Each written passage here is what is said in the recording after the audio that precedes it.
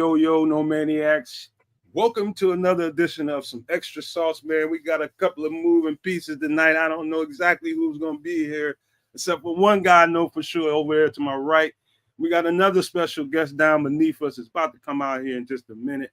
But a little note, Triple R, or Coach Tripping, who's going to be here tonight with us, hopefully, is having some internet issues. He's down right now, but you know, Coach don't like to miss, and he's going to be pretty angry when he get here, man. He don't like missing podcasts. And so bear with us. Hopefully we'll get his internet fixed up, and he'll be back on the show in no time flat. But, man, we got some football to talk about tonight. We all promised you a part two of that defensive conversation we was having Sunday night on Nomad at Night, man. We got part two of that coming up because I know you guys like football and you like nuanced football and detailed football. So we have that covered for you tonight. In spades, trust me when I tell you all. Everybody, welcome on in. Who I see in the chat so far as everybody's trickling in. My guy Junior is in the building. Shout out to Junior, Juju, and that's it. That's all I see down there, man. But without further ado, passing the rock, bounce pass over there to my guy in Canada, the Canuck. Tell him what's happening, my guy. It's Wednesday night. Always here, always doing the darn thing with some extra sauce. So we spreading it on thick tonight with a little bit of extra sauce. Well, my guy, he's about to represent with us, and let me bring my homie in here, man. Boom. There he is, the Bishop back in this mother. The Bishop is back, y'all. Look at that. So a little bit of special. This is special sauce on extra sauce tonight. We got Bishop with us. Coach Trippin will be here sooner or later, we would like to think, and shout out to a certain Mr. Sierra out there for part one on the defensive side. We're going to touch down on that here tonight. By the way, let me mention this too, Kez, because Sean did call me last night and let me know he was supposed to come in and do the show with us tonight too. He may or may not, because somebody in his he's really tight with his mom's, man. His mom's is he takes her to, I think, a spin class or some kind of workout class, some kind of fitness class. It's cross training. You're right. And somebody in that class that was really, really close to him passed away in a car accident, and it's a whole thing, man. But that's why Sean's not here tonight. But he said, depending on how things go this evening, he may or may not be here. But we're gonna hold a seat open for him. So I just have to throw that out there, kids. Well, as long as if he's available, he knows where we're at, and he'll jump on. If he's not, rest in peace to their family, and my condolences across the board to their friend. That being said, Patty just jumped in. Shout out to you, Patty. Queen. Queen's with us. Bishop, what do you got to say, my dude? So good to have you on the show, man. It's been a minute. It's so good to see that brother down there, man. I don't know what to do with myself. Well, it's good to be seen again. Like I said earlier, it's good to be seen. It's my pleasure being here, man. Thank you again for having me. For nostalgia purposes, look what I got on, though, man. Check this out. You remember this here, brother? Oh, football Chicago. Yeah. We're gonna re-up them. We're gonna re-up them. Why not? I said I might as well. You know what I'm saying? Since I'm on tonight with my guys, and we're gonna talk some Bears football. No maniacs, what it is, how y'all do, man. It's been a long time. Good to see each and every one of you, definitely. But more importantly, man, shout out to you guys, man. Y'all been doing an amazing job, man. I do, drop into the chat and check you guys out and support you guys, and you guys have been doing amazing, man. Keep up the great work. Man, you ain't no slouch yourself, man. Shout out to you and guys over at Chicago Podcast, man. Tracks, you, my guy Darius, man. Shout out to all y'all over there, man. Doing big things, man. Hey, man, look, you gotta just remember, it's always home, man. The door always swing wide ass open for you, man. Anytime you want to come through here, man, just holler, throw the back signal up, and you on here. Well, you see, I appreciate that, because you see tonight, I was like, when you was talking about defense, I said, defense? Oh, yeah, let's get to this. Let's get to right on it, alley. Let's get to it. Yeah. We're going to get into all that, man, but let's be human for a few minutes, man, and just talk about life, see how everybody's doing. We got plenty of time to talk Bears football. We're going to talk about that for quite a while tonight, man. We're going to get into some extra sauce as well, but hey, man, how's everybody doing? Start with you, Canuck. How's life treating you, man? They got you down at the Rock Pile. Now you down there with Mr. Slayton and them now. What's going on, man? Yeah, man. I mean, Nate, we you know, we're going back at it on a daily basis at the quarry, man. And Cosmo Spacely got me messing with all them sprockets. Anyways, you know what I mean? Yeah, I'm doing the darn thing out there, making a couple of bucks. Life is good, man. I'm working with some decent folks. You know, taking me all across the country right now. Just come back from the East Coast, like I was telling y'all on the last show. East Coast of Canada is crazy. I had no clue it was anywhere near as beautiful as it is. But if you ever get the opportunity, go out east, check it out. It's gorgeous out there. I was shocked. And real talk, I plan to go back. Odds are I will probably be back out there next year this time. Worst case scenario, maybe a little bit earlier than that, because that's where the company's headquartered. So maybe I'll wind up over there again. But that's really my big news. Other than that, my boy is as in my son, he is, you know, breaking personal records in the gym left, right, and center, getting ready for this season. So I can't wait to see that. Part of the company flex. They're probably going to send me to the West Coast so I can go and see my boy. Do a little bit of work out there, but definitely catch a football game this time around. So I'm excited about all that. That's really where I am. Other than that, I'm still in excruciating pain from my last workout, and I'm gonna have to find some sort of way around it. So, hey, in case you didn't know, Bishop, his son is Austin Booker. Might as well be. They like my son better looking. I'll give him that much. Shots fired. Sorry, Austin. I'm just saying. But yeah, like they play very similar football. Like when I watch Austin Booker, I would hope, I could only hope that my son could master that long arm stab the way that Austin does. Because man, that my kid got long arms, boy. His arms crazy long. So if he can master that, I'm in. But you know, he's got similar build, similar play style, bunch of tricks in the bag as far as all that's concerned. But as of late, they're putting him. I was telling Nomad, they're putting him. They're moving him into DT a little bit, so he's got to put on a little bit more size and get a little bit stronger, and that's what he's been doing.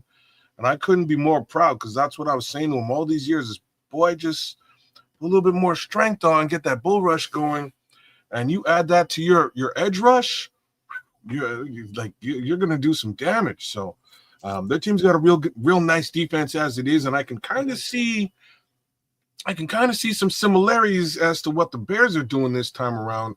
And what I mean by that is they've got like 6 to 8 edges, and that's why they moved him into DT.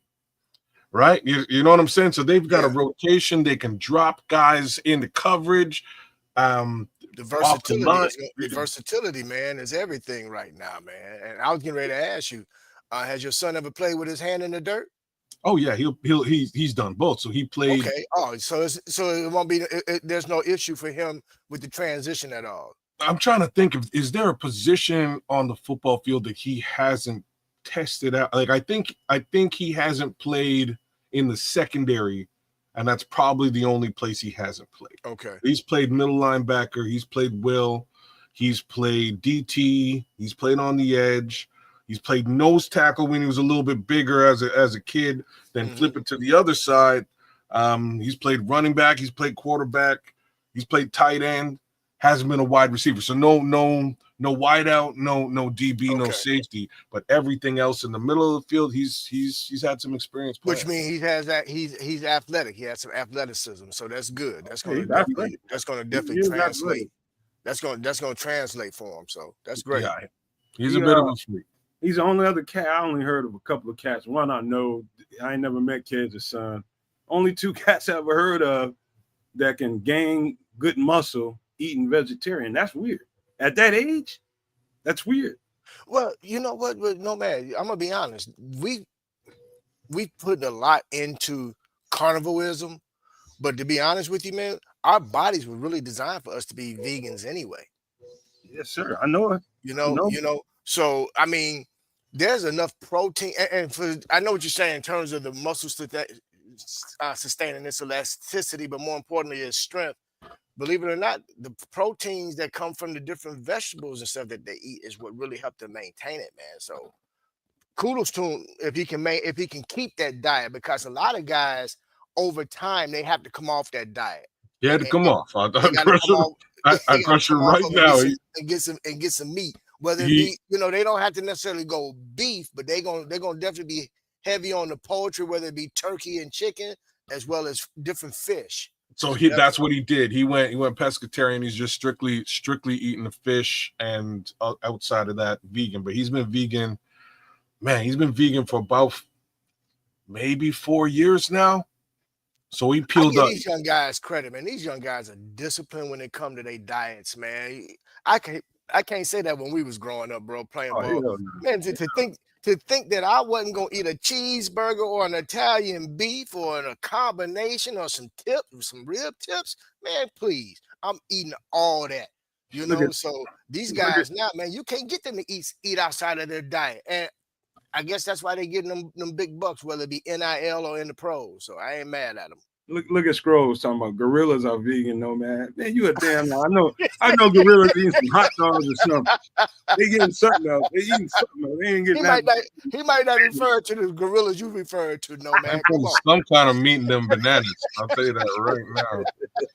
But he ain't referring to the type of gorillas you talking about, no man. Come on, man.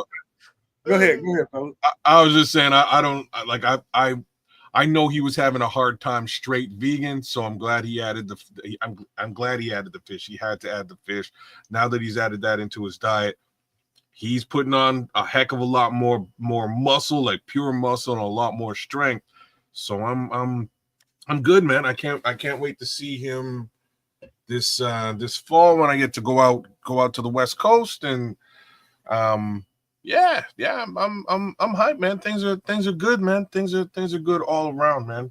Doing all right. What about you, Bishop? Everything cool? Or what's going on? Man, just just putting some things together business wise, man. I'm actually entertaining, man. Kind of moving away from the real estate side of things, man. I'm getting more and more interested in the renewable energy on the whole solar. So that's really been kind of capturing my attention. Okay. And looking into that, I'm working on trying to put together a contract with the company now that I can be a part of what they're doing, but of course on my terms, But if all that works out, I'll be doing that along with still, doing my real estate stuff. But I'm really, man, trying to get out of that everyday sales hustle and bustle, man. It's for a cat my age now, it's starting to wear on a brother. You know what I'm saying? But until something else, comes into play where I hit $1 million or I hit the lottery, one of the two, something. I'm gonna do what I gotta do. You gotta hustle, bro. Yeah. You know something, Bishop? Let me tell you. You know how Triple R got the name Triple R? I started calling him that in all those chat rooms, because his name was Renewable Rechargeable Review or something like that. So that's where the Triple R came from. I wasn't gonna keep writing, hey, what's up? Renewable Rechargeable Review. Is it rechargeable or recyclable? Something like that. It's Renewable Rechargeable Recyclable Review. Something you had to ask him, but that's where I think he'd be a hell of a guy to talk to, man. Trip, he acts a fool, but he ain't one. You know what I mean? Trip's a very smart individual, man. That's so well said. It's true. Trip is a lot. Trip's a trip, yo. You know what I mean? he's a trip, man. He's got a whole other side of him that you wouldn't expect. But absolutely, that solar side of the situation makes a lot of sense. There's a lot of money there. Where I live, like from a money perspective, is in the connectivity that those things require. So, kids, if you move down that road, we'll stop. Scrolls trying to get me caught up, man. Go ahead and read it. Talking about it's some quality sugar mamas out here in San Diego and Orange County, Bishop. I'm quite sure there are, Scrolls, but unfortunately, my number one lady is 9 times out of 10 watching the show right now. So that being said, hey, for them sugar mamas out there, I do have a GoFundMe if you don't mind, but I don't do no meetups. Hey, man, hey, like, there's I'm planes and I'm so glad planes Trip in here exist. with him making that comment, man. This thing would have went all the way off the rails, man. Planes exist Talking there. about feet and shit. I'm, you know what I mean? I'm due for a trip to the West Coast. I was just saying. I was just saying a minute ago. All right, so before we get into the y'all get ready to get started, man. Watch Trip come busting up in here. Here we go. Honestly, that's like his cue, really. Man. He's late. He's slipping. Don't get that guy started, man. Listen, so I got good and bad news, man. The bad news is I got rid of Geico. The good news is the No Maniacs came through like a mother. You know what? About this computer, man. And you know what's good about it, man? It didn't take a whole bunch of really big, a whole bunch of little donations. It was two guys in particular that they want to remain anonymous. They didn't want to shout out. They was being humble about it. And they're just like, hey, man, I don't need you. He said, do me a favor. And I know you just use it and keep doing your thing. And I want to appreciate those guys. They know who they are. Love you all, man. They got it done. A couple of people. Now I got to give a shout out to Demarion Denham, who also sent a donation for it too. Man, they hooked me up and I was able to get that thing probably 24 hours after the last time I seen you all. 24 48 hours. So, man, they came through, saved my life, saved my podcasting life. Everything I had in my life was in that MacBook, man. And so to replace it, and you guys replace it so fast, man, I appreciate you guys from the bottom of my heart, and I just can't say enough. That was so much love, man. It was just so much love. It was unbelievable. So, man. Now, just make sure you back up everything so this way everything is backed up to an external hard drive. So any event. Oh man, that's a whole. Oh yeah. You realize who you're talking to? I got a couple of them. Look, all I can do is mention it, kids. Hey, I already, man. I'm not the same. You know what? I ain't the same dude as you all met when Chris was here, man. All right. Okay. Well, as you can see, because of Chris is the reason why I have that beautiful backdrop, man. You know, shout out to my man Chris for sure. Man, he loved us a couple other ones that he put together for me, but I figure I pulled this one out for tonight. Man, he left us with so much little things like that. You know, knowledge, understanding. You know what I mean? I think about that man every single day, man. And I hear his voice, man, when I look at certain players or I think about certain players or when I'm looking at film or just watching highlights, man, and I'll just hear him out of nowhere make one of his quotes, and I just start chuckling and laughing because I'll be like, yeah, I know you still watching film, Chris. I hear Chris when I hear like church style piano. When I hear, you know what I mean? When I hear like organ, that reminds me of Chris right away, man. That's exactly what I think of when I hear the organ. But anyway, I don't know why he never played that in front of y'all. He would play it for me all the time. Oh, I've heard him play it I've actually heard him play, man, where he and I just had some one-on-one conversations. You know, definitely, yeah. I had the pleasure, man. So I was graced with being able to hear his purpose. I like to call it that because, you know, Chris did a lot of work, man. You know, a lot of work that a lot of people don't understand what it means to be a Christian, you know, and we're not just, you know, I'm not going to get all into the whole Bible thumping, but just, you know, we are to be the light of the Lord. And Chris was definitely that. So, yeah, well, amen. Stroll just threw you a little tip, man. He's like, man, get you some earbuds, hook you up, said to make your background look perfect. Let me take a picture of that right now, Scrolls. Wink, wink. IEMs instead Shout of out to everybody who just busted up in this piece. Dylan Holmes, Calvin, C. Let me see some other people that just busted in here. Patty, we already got Patty, Joseph Archer. Who else is busted up in here? Everybody that just busted up in this piece. Shout out to everybody in Scrolls, of course. Hey, all right, let's get to some conversation. So a lot of people, you know, sometimes privately, sometimes on Twitter, sometimes in the comment section, tell me all the time, man. People are really, really interested. Everybody feels good about the Dennis Allen signing, right? Everybody feels good about the addition of Dennis Allen to this coaching staff. But a lot of people, they got us podcasters out here and commentators talking about all this stuff and describing it. You know what I mean? They want more and more detail because the closer we get to the season, the more and more curious people get. So I put a little work in just so that people can have an idea of what Dennis Allen brings to the table. And I'm going to give me a second. I'll pull it up. Just like a little overview of what he does. And then we'll get into some finer points of what he does too. And that is this. So let me slide us to the side a little bit. Oops, I'm going to have to move. I should have set this up. I set this up the wrong way. All right, hold on. Let me fix this. How can I get us to the other side, kid, so I can read this side over here? Give me a second. Let me see what I can do. Damn, I should know how to do that. Oh, man.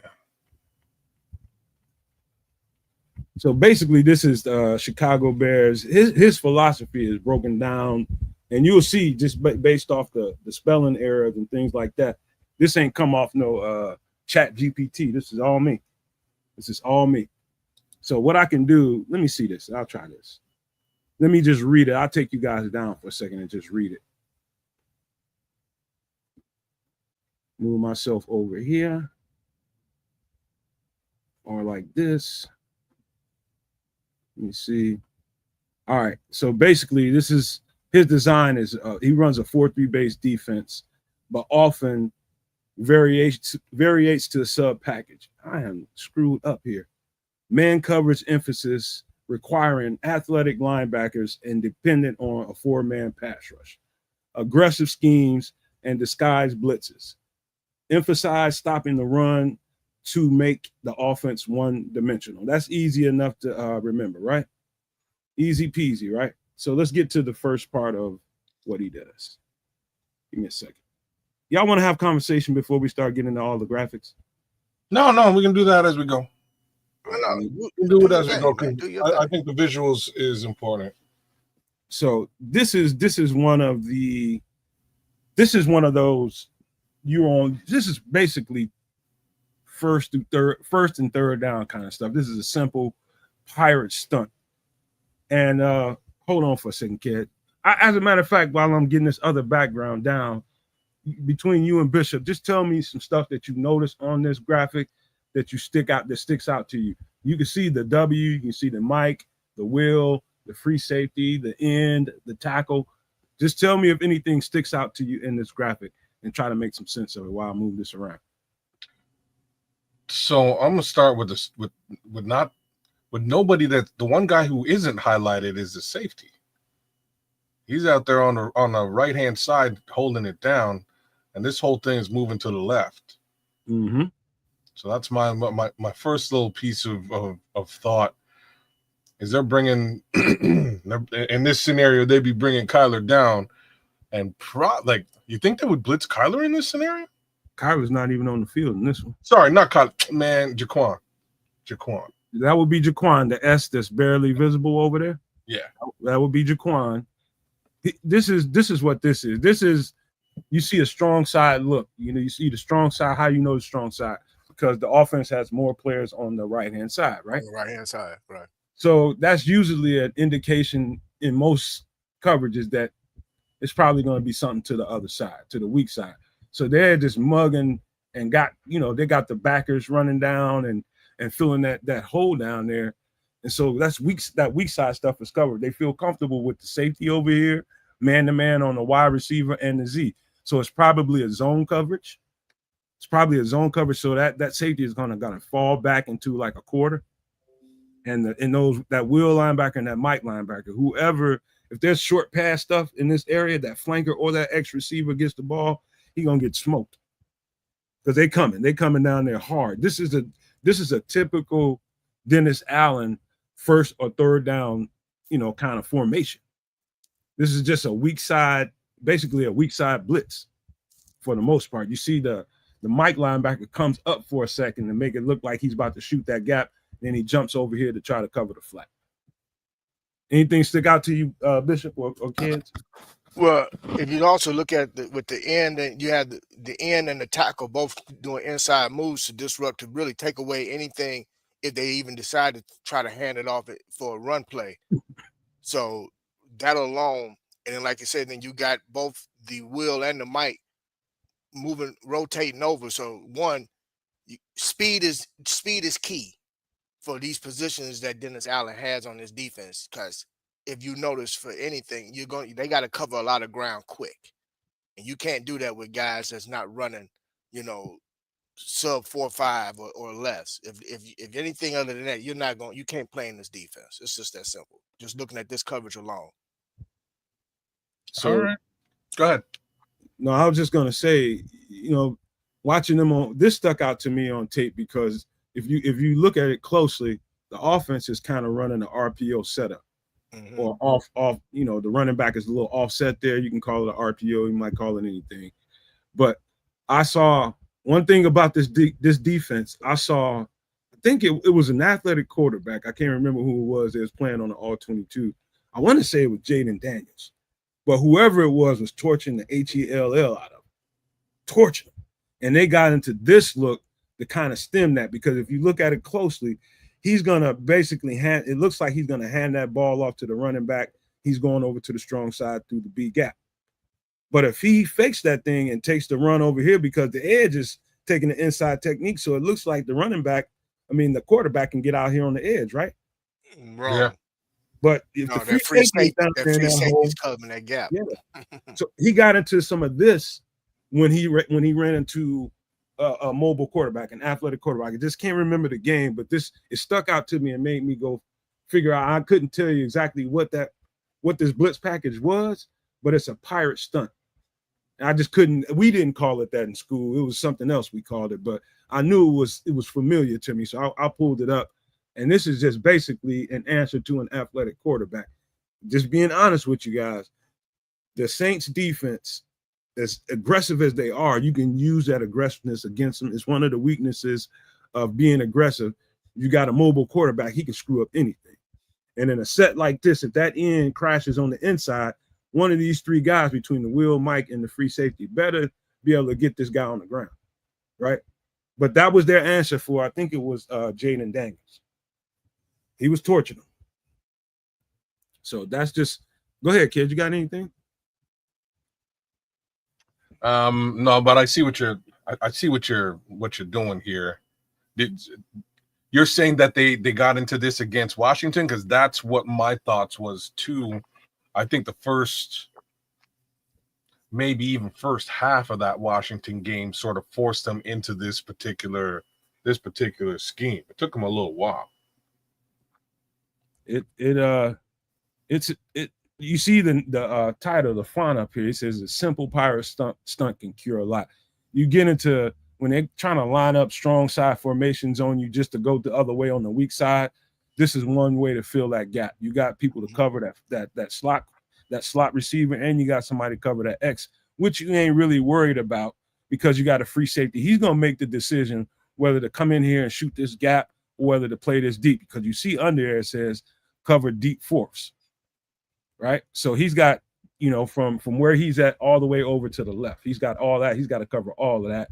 And this other safety's got to cover back here with him. So it's basically a too high look, but it looks very, very aggressive. So no, man, on this particular coverage, if you were calling this play, who would be your free safety? Would it be Breyer? Would it be Kwani, or would you bring in, say, Kyler to play at that free safety spot on this particular coverage? I'm gonna bring in Kyler because he's got a little more agility to play deep. I'll put him in for Jaquan's spot and leave Byard at the free safety spot. Okay, that's what I would do. But that's a good question, man, because this is one of those situations you call this. This would be a good time to get Jaquan off the field for a minute. You know what I'm saying? This could definitely could be a substitution play, because again, coming back to the key word that we were saying in the very end, in the intro, when we were talking about kids and his son, which is, for this particular defense, athleticism is key, and versatility, because Dennis Allen likes to move guys around, disguise things. So in this particular play, he could run it with 2 or 3 different guys at that free safety spot. That's the key, man. We're gonna talk about a bunch of that tonight. That leads me into But would you want to buy it off the field ever? Like, no. Hell, you know what I mean? Buy it good, bro. No. But I'm just saying, in this, would you leave Bayer at free safety, or would you move Bayer up into the other safety spot, and then move and rotate and substitute and bring somebody in at that free safety? He's pliable that way. He can definitely be a guy that you can move. I wouldn't take him off the field. Oh, no, not at all. You got to have him on the field. He can definitely play in the box. He can play up high. That's one of the great things about that football player is he's got no weaknesses when it comes to that. He's not vulnerable if you play him low. He's not vulnerable if you play him high. Right. You can play either one equally. So yeah, I mean, this leads me into the conversation about, what I really want to talk about. It's a lot of conversation about, maybe they ought to think about moving Tyreek Stevenson to safety, or Terrell Smith to safety. Number one, I think this is just my opinion. I have nothing to back this up with. I don't think there's a chance in hell Tyreek Stevenson is coming off that other corner spot. I don't think there's a chance in hell. Some of those other guys like Terrell, I see a strong possibility that he could get moved to a safety spot. It won't hurt him. It's not a demotion for him. It's just going to give him more ability to get on the field if he can play both spots. I agree with you on that. I believe that I honestly do see where he could definitely be moved over and play a lot more safety. Yeah.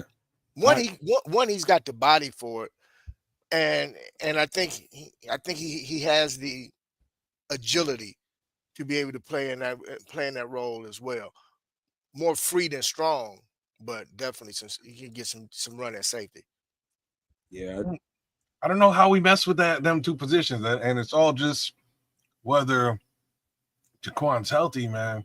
That's it. I'd love to see Terrell Smith get in there somehow, get a little bit more playing time.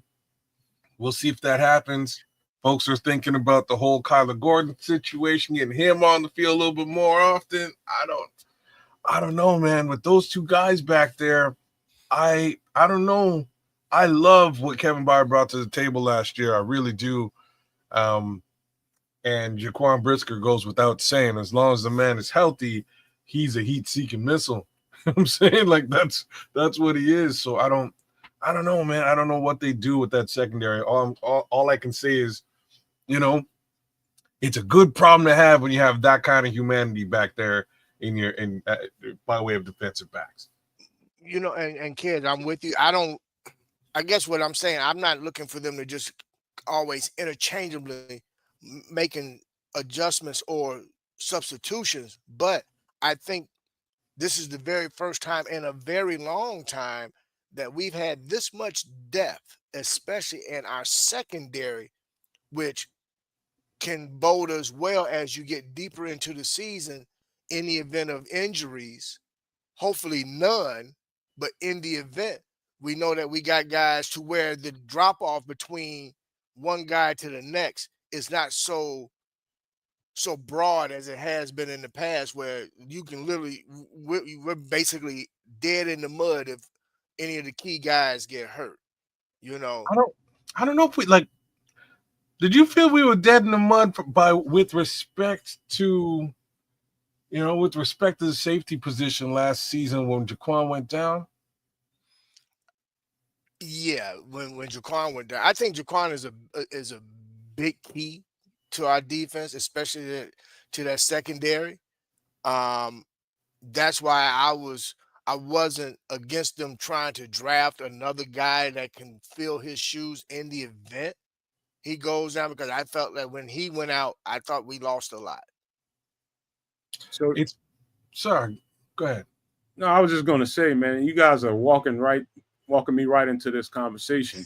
If you saw what they did in the offseason, they went and got some DBs, a couple of corners, and some safety kind of guys. You can see on film, man, the coaches ain't the only people that watch the all 22. Us newbies, us regulars out here watch this stuff too.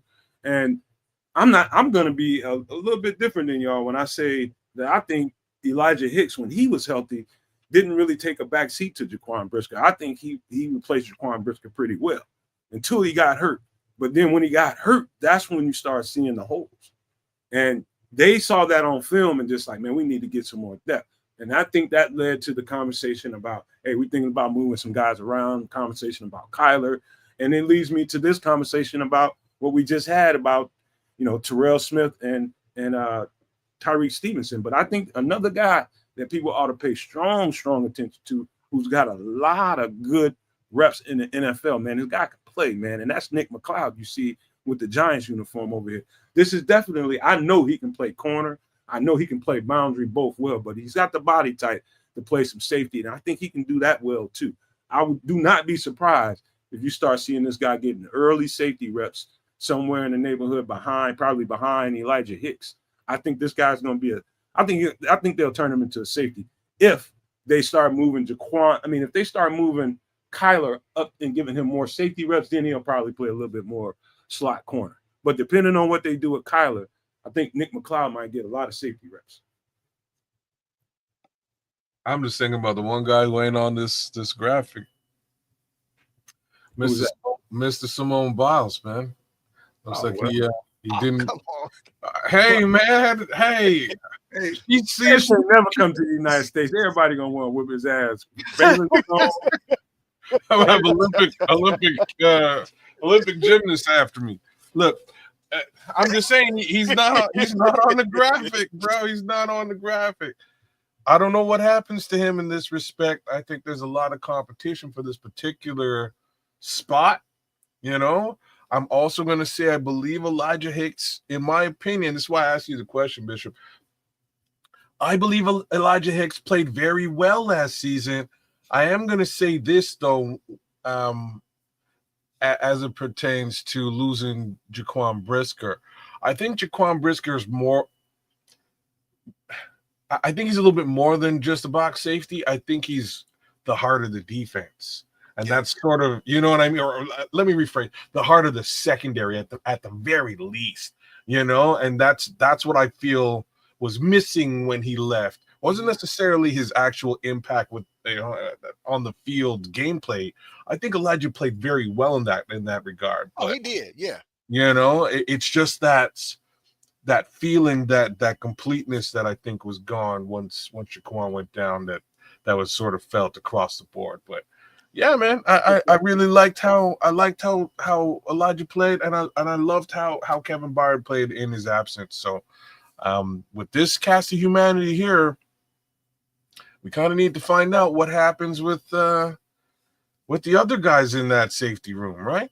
But hey, kids, if you recall real quick, I know you got to get ready to make this talk about this. But real quick, think about this. Remember when Hicks got drafted?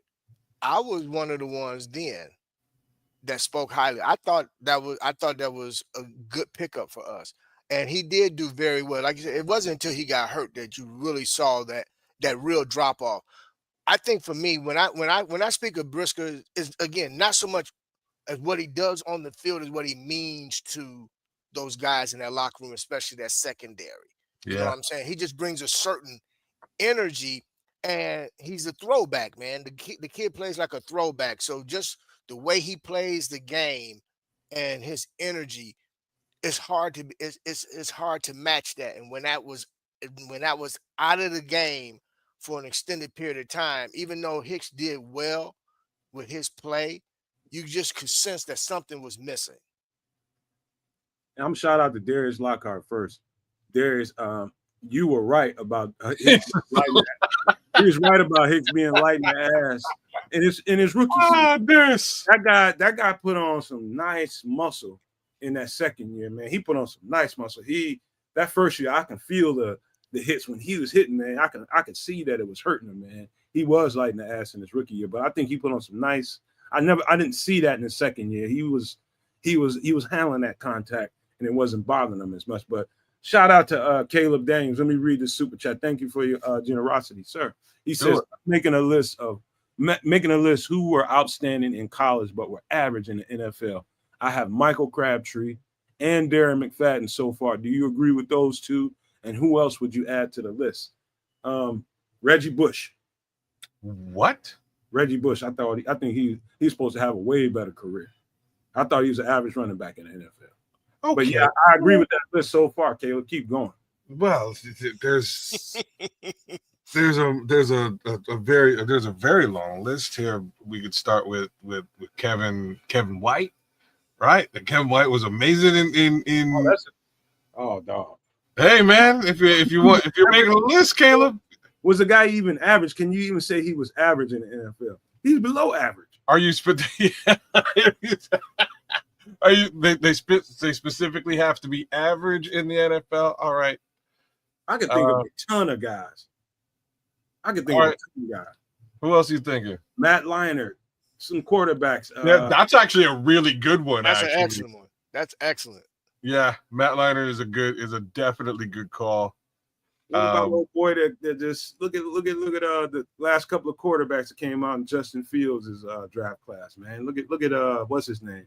Ooh, Trevor Lawrence? Oh, the one guy that had the looked like McMahon with the headband that was playing with the Jets. He sucked bad. Oh, you're talking about White. Isn't that his name? His name is White, is it?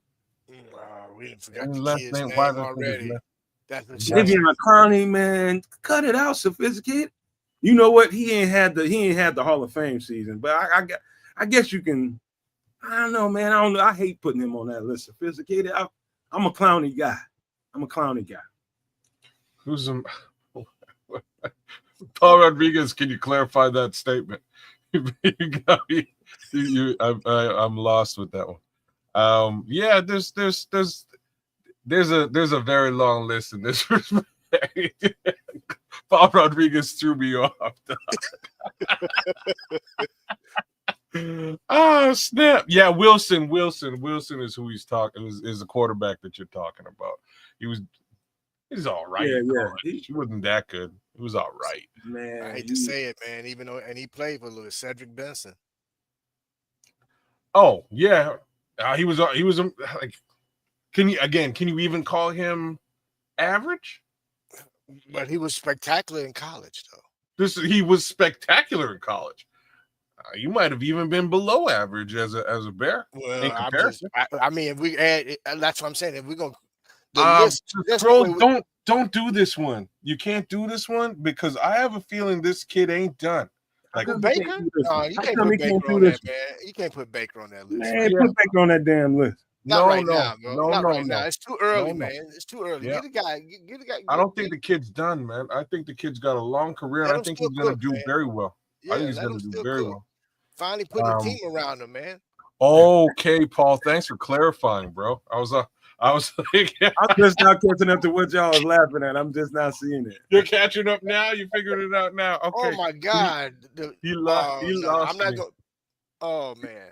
You lost me there for a minute, but now it makes sense. Baker is average, Scrolls. You ain't lying. Oh man, look, I think we're gonna see just because we did this tonight. We have to strike this from the record, yo. This needs to be stricken from the record because what I don't want to happen is all of a sudden the resurgence. You know what I'm saying?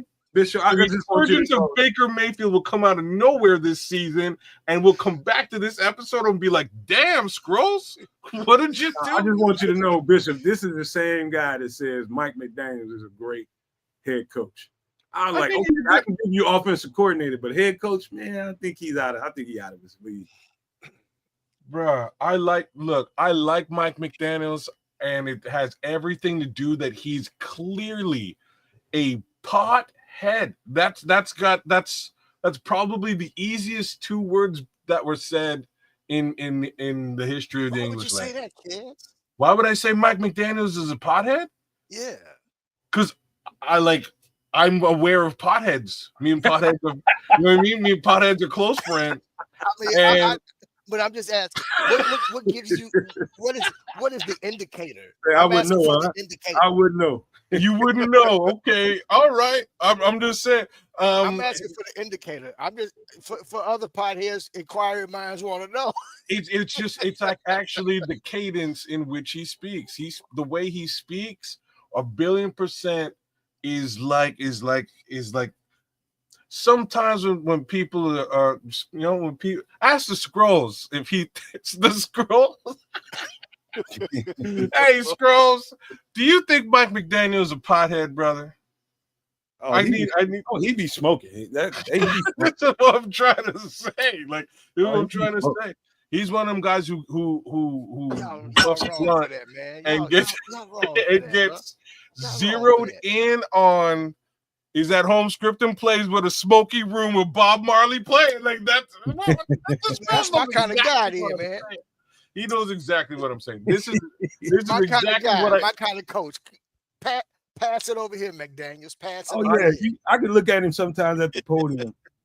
I like, man, that dude baked. He is baked. There's been a couple of times at the podium that he threw me off. Feel no pain. That's why I like him. I was like, how did this kid get this job? And it's exactly what this man just described. It's because he knows his football inside out and backwards, like he does. Mind you, he's probably high most of the time, but hey, like there's nothing wrong with that. If you know what I mean? If you know what you know and you can put it down, I'm with it. Oh, I like him. Darius, you dirty dog, Darius. Oh, Darius, that's cold-blooded, Darius, but it's true. No, it's true though. It's true though.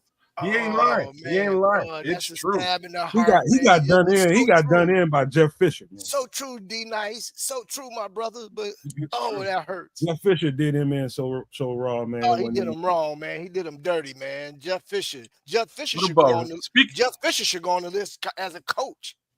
That's why his ass ain't in the league no more.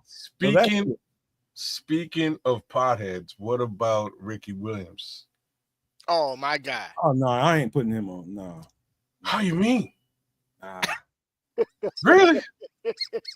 All right. That man had a hiatus. He had to go get baked and stay baked for about 2 or 3 months, and he came right on back to football and tore it up. Look, he didn't tear up anything. He tore up his contract. Thank you, Scrolls. Wow. Yes, he did. Yes, he did. He got 6. He got 6 of those smoking that real good while he was in Chi-Town. Yes, he did. Thank you, Scrolls. I don't know who that is on that picture on your profile, but I bet you it's some guy.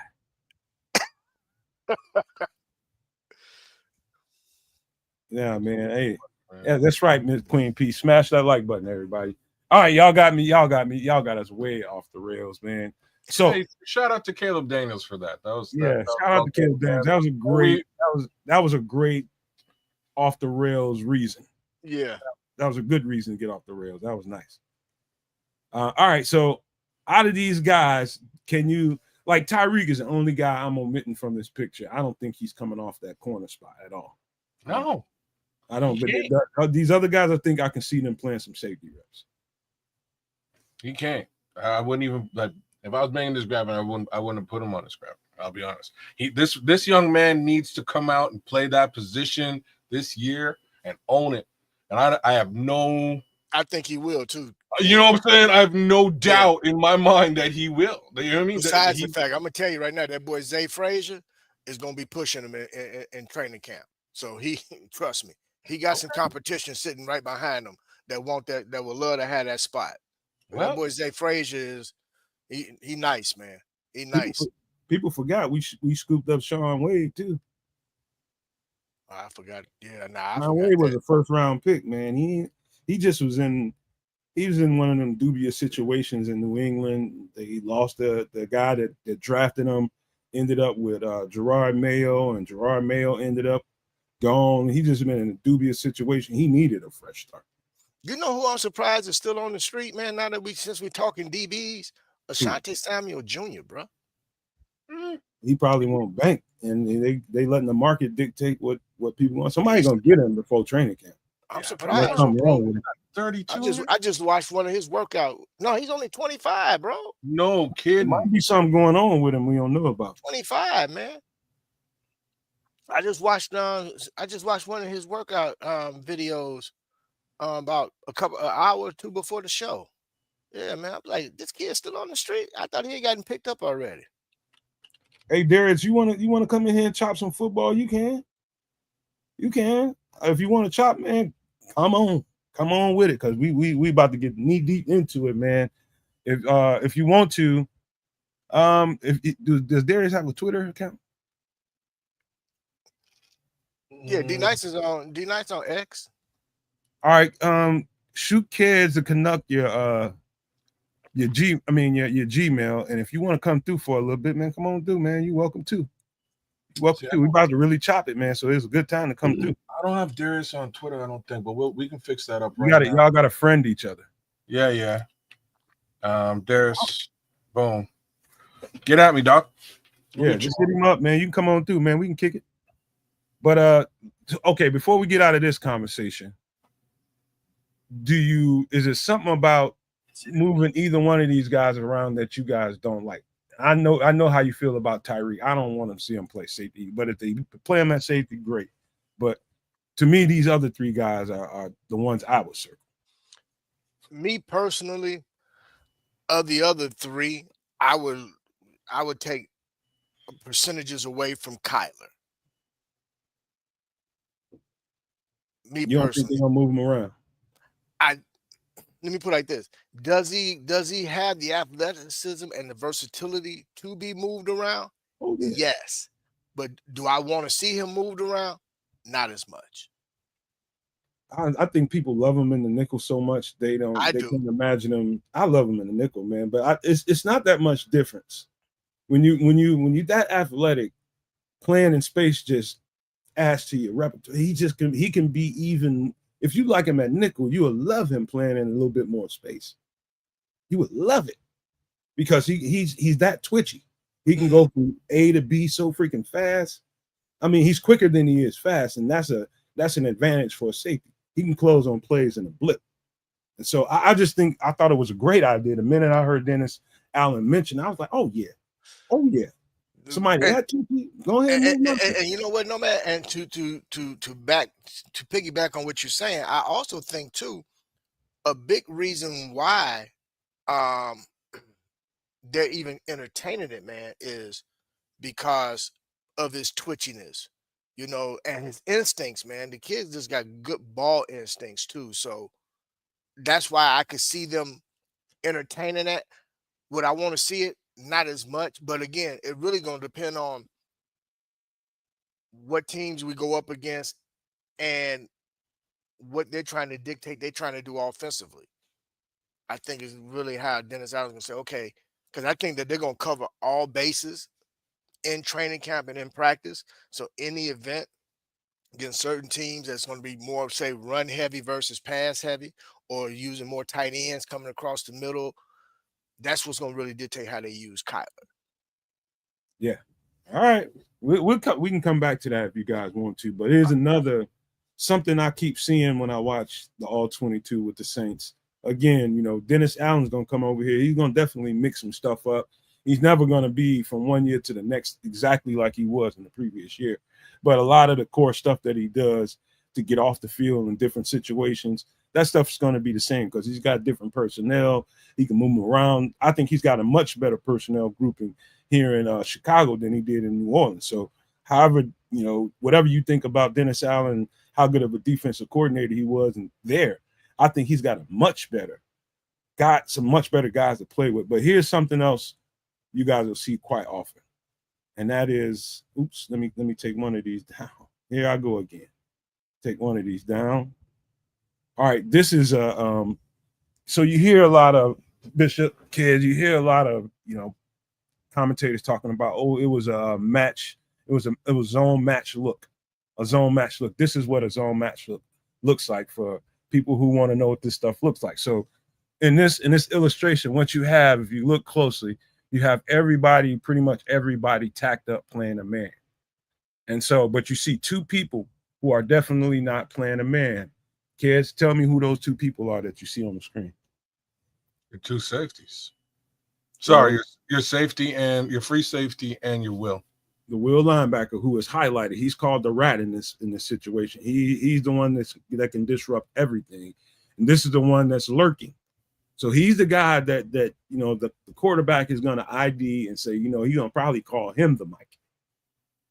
because he can see the alignment of the Mike linebacker on the running back down. You can see the straight line from the linebacker, the Mike linebacker to the running back. So he won't identify him as the Mike. He'll identify the Will linebacker as the Mike in this look. Well, he's supposed to.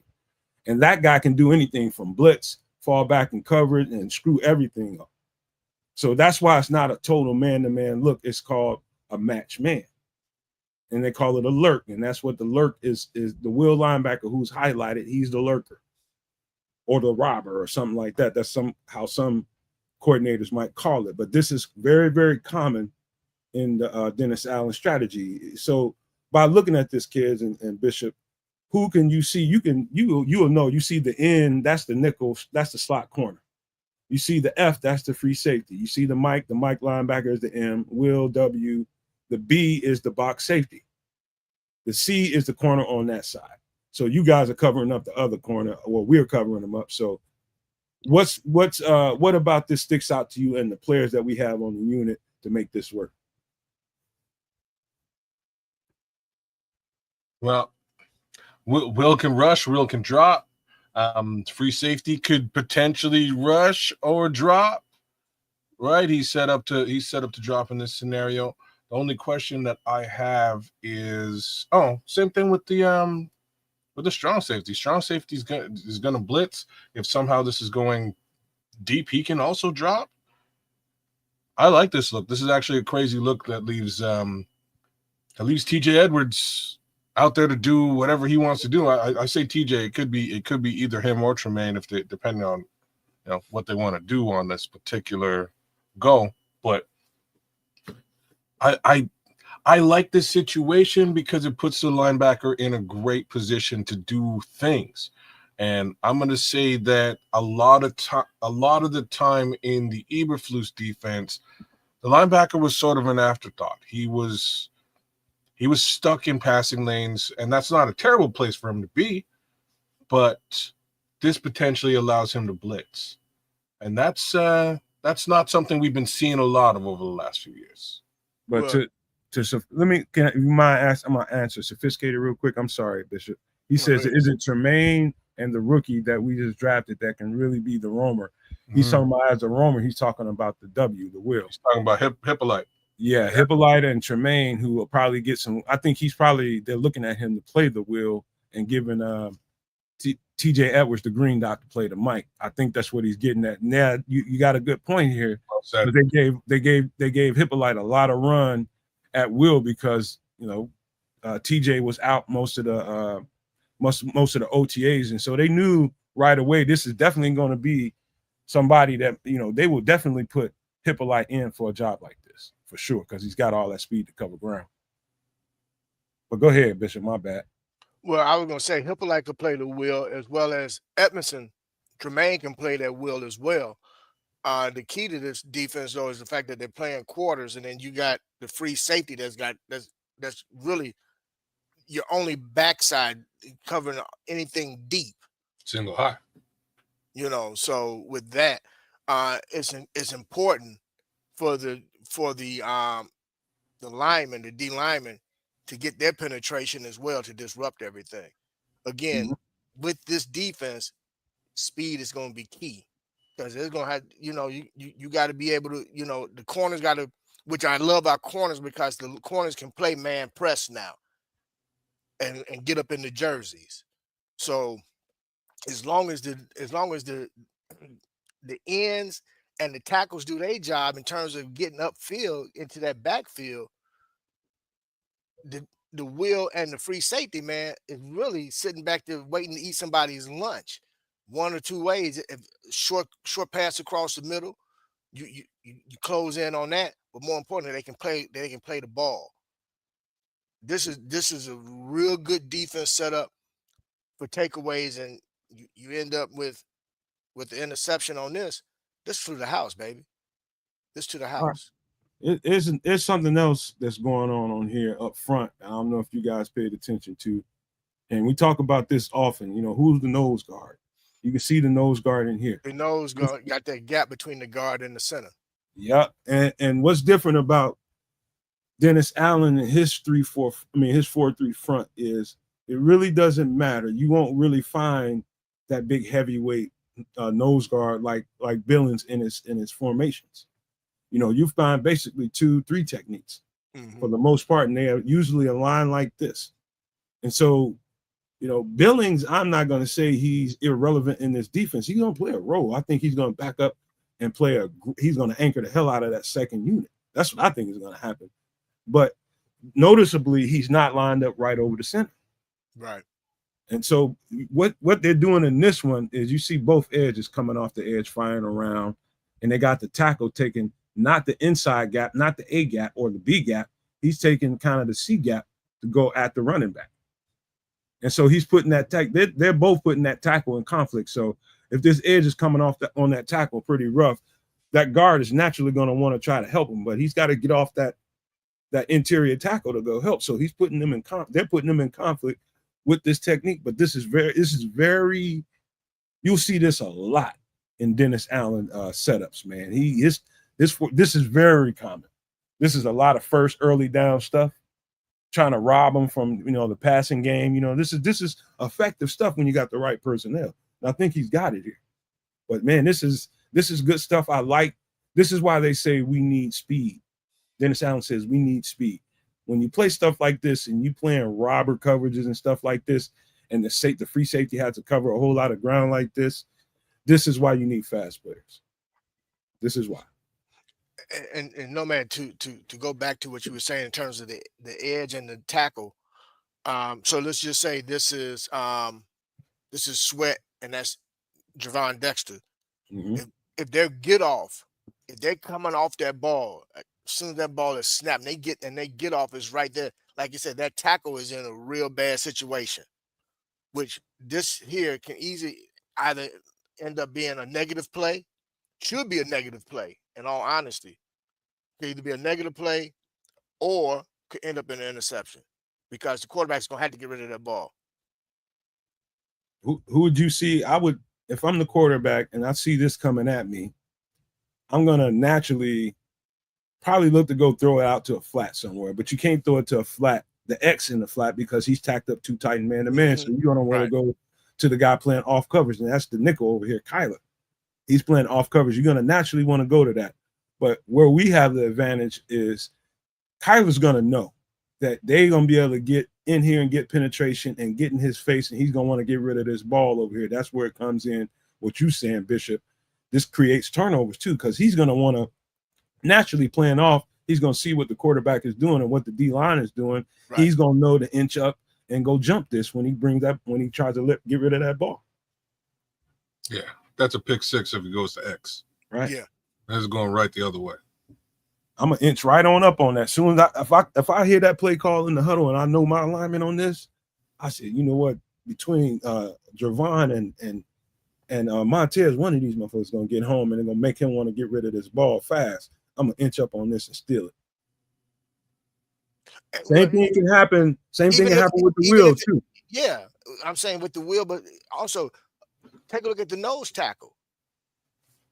You know, all of that. This is a nasty.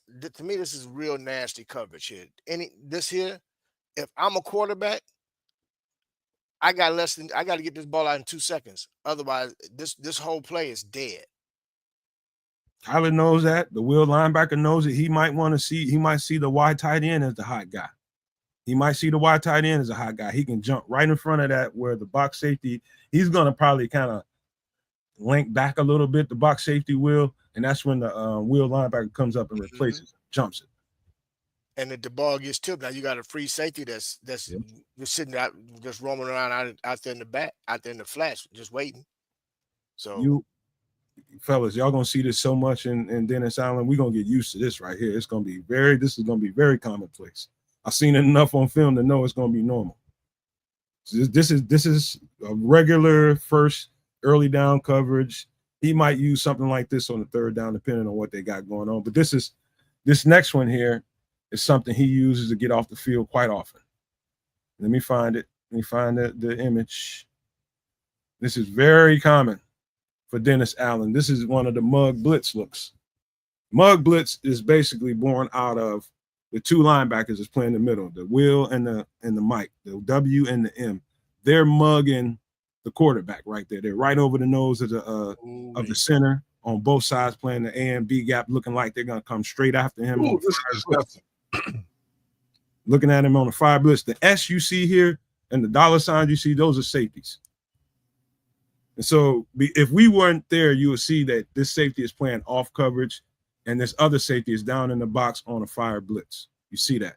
You see the end over here by that safety is on a stunt around the tackle, going to get the quarterback. All of this, you see this so often. This is the kind of stuff that Dennis Allen does on 3rd down and 6, 3rd down and 8 to get them off the field. He's going to come with maximum pressure. So if you count them, think about this. You're counting how many people. You got the safety, you got the end, that's 2. You got the tackle, that's 3. You got the will linebacker, that's 4. Mike, 5.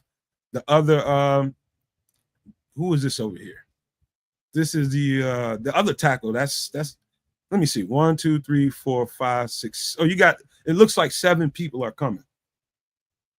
But when the play snaps, it's only going to be 5.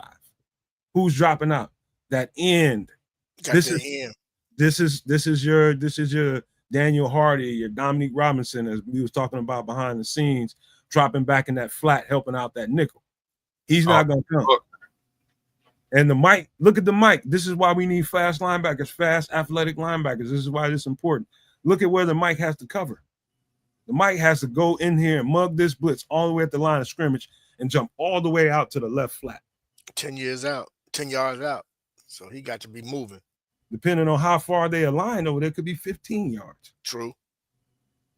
This is and it works when you have the speed on your defense and the people that know how to execute it. You see the safety coming down in the box. He's the one that's likely going to get home. He's the one that's likely going to get home on this play. You know what else makes this key? The gap integrity. Everybody got to be disciplined. And the gap integrity. Everybody got to be hit. And this end that's pulling. If everybody else does their job, he should be able to come around and get to that quarterback. Well, if the safety doesn't, right? The idea of this is going to flush the quarterback out to where that end is. You know what I'm saying? So either the safety does it and the quarterback has no idea what the heck just hit him, or he starts moving out to the other side. Meanwhile, here comes the edge. Notice something else, kids. Notice something else. You see the end is vacating out there to the flat to help the nickel out. Yeah. Look at the tackles alignment, how he's getting up the field and how he's widening it out to get in, though. So he's covering in case something leaks out over that way. That's brilliant. He's replacing the end. That's brilliant. And this is like, see, so what you've put down so far, like, so just a comment. Who shines right now with what you've put down so far the most? The Mike and the box safety down there on the blitz. The box safety that's blitzing, and the Mike, if he can get out here and replace, if he can get to that spot, he might grab something. I think Tremaine's gonna. And I said this earlier on. I said this a couple weeks ago. I think this season might just be we might see the Tremaine Edmonds we've always wanted to see. This is what I've been saying for a minute, and it has a little bit to do with the fact that clearly I was a little bit down on Tremaine. But the way that this attacking defense is set up and what you're showing right now is the way that Dennis Allen attacks. And a lot of that is focused on a fast, rangy middle linebacker. Middle linebacker. You can play Mike or Will if he wants. But a fast, rangy linebacker. And that's what Tremaine is.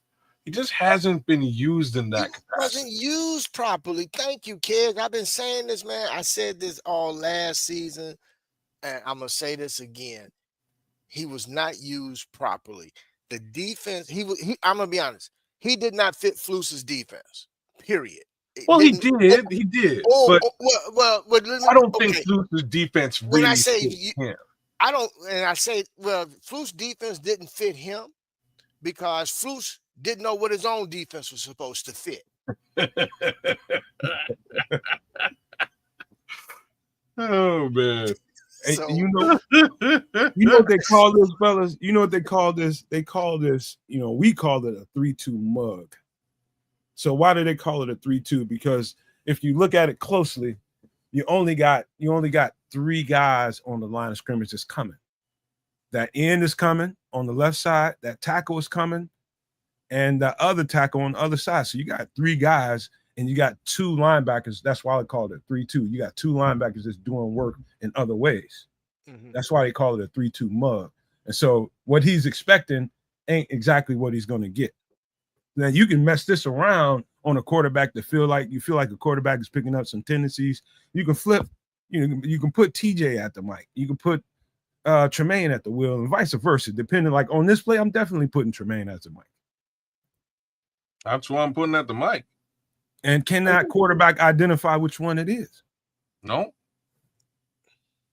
So you guys is watching this content, if you guys liking this stuff, you like the nuanced details and this boring, football-y stuff, we in the weeds with it, man. Y'all give it a thumbs up, man. Let me know, man. Let me know if we're on the right track. I think people are enjoying it because I like, I like people to break down stuff that I don't totally understand. And I'm not treating anybody like dummies. It's just sometimes I feel the need to break down simple things. People ask about Dennis Allen and what these players are going to look like in his defense.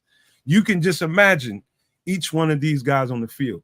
I don't know who you see as these safeties, Bishop and kids, but who are you playing as these safeties in this alignment right here? I'm sending Kevin Byard on this blitz. I'm gonna play Kyler back because he's got a little more agility. well, no, you mean you gonna pull Kwani back. Well, in this, I'm taking or this particular one, you're gonna have Kwani. So then, who's your to nickel? the sideline? You're gonna move Kyler into this. I'm gonna replace and put Nick McLeod as that nickel. See, now we're talking, and now we're talking because this was the question I was about to ask. Actually, I like that, and I should have asked when you had the 4-man graphic up. Who's the backup nickel? Blackwell. Yeah, he's a not backup. for long. You know what? He's a good backup nickel. Like I wish I could say he isn't. He's actually pretty good. He's good. He's good. But I'm thinking maybe Nick McLeod might be a backup nickel too. Yeah, he's more physical. He's gonna be that second guy. They brought him in here, I think, Bishop, because of the physicality that Blackwell doesn't have. He's gonna have to play a lot of box technique, man, and you need a guy that can really. That's why we was looking at that video behind the scenes, which we'll show you guys later. Kyler Gordon picked up some nice muscle, and he's gonna need it. You need to be nicely built because you're playing an extra linebacker. You're playing as a third linebacker, and most teams, especially Dennis Allen, is in sub packages most of the time. Yeah. So you need to play close to the line of scrimmage and thump with the linebackers, and basically you're a less than dignified linebacker playing that role. So you need to get paid because you out there covering when you got to cover, and you out there making tackles and hits like a linebacker when you need to. Those guys need to be honest with you, man. They need to be probably the highest paid guys on the defense because their job, they doing basically playing 2 positions in one. We call him a nickel, but he's really a linebacker when he's playing in the box. Yeah. Yeah, that's true. Yeah. So which one of these, who's this in that you want to do this stunt here? You want that to be Montez? No. I'm going Austin Booker all day long. I'm not sure about the rest of y'all. That's who I would. If you want range and motor, that's kind of what this particular formation is. That's the guy that I would line up. This is why it's important. As important as hold on now. Let me ask you because I'll give you an answer. What about Dio? Can Dio maybe? See, okay, maybe. Like if we got an edge, if we got the other side here, and we need somebody to drop into coverage, maybe that's your Booker as well. Like I'm not sure if Sweat's faster than I think anybody gives him credit for. Like I have to put that out there. Much like Tremaine, both of these cats are a lot faster on paper than I think we've seen on the field. A lot of that has to do with the fact the man was hurt all last season, but it is what it is. Who would you be dropping in the coverage on the other side?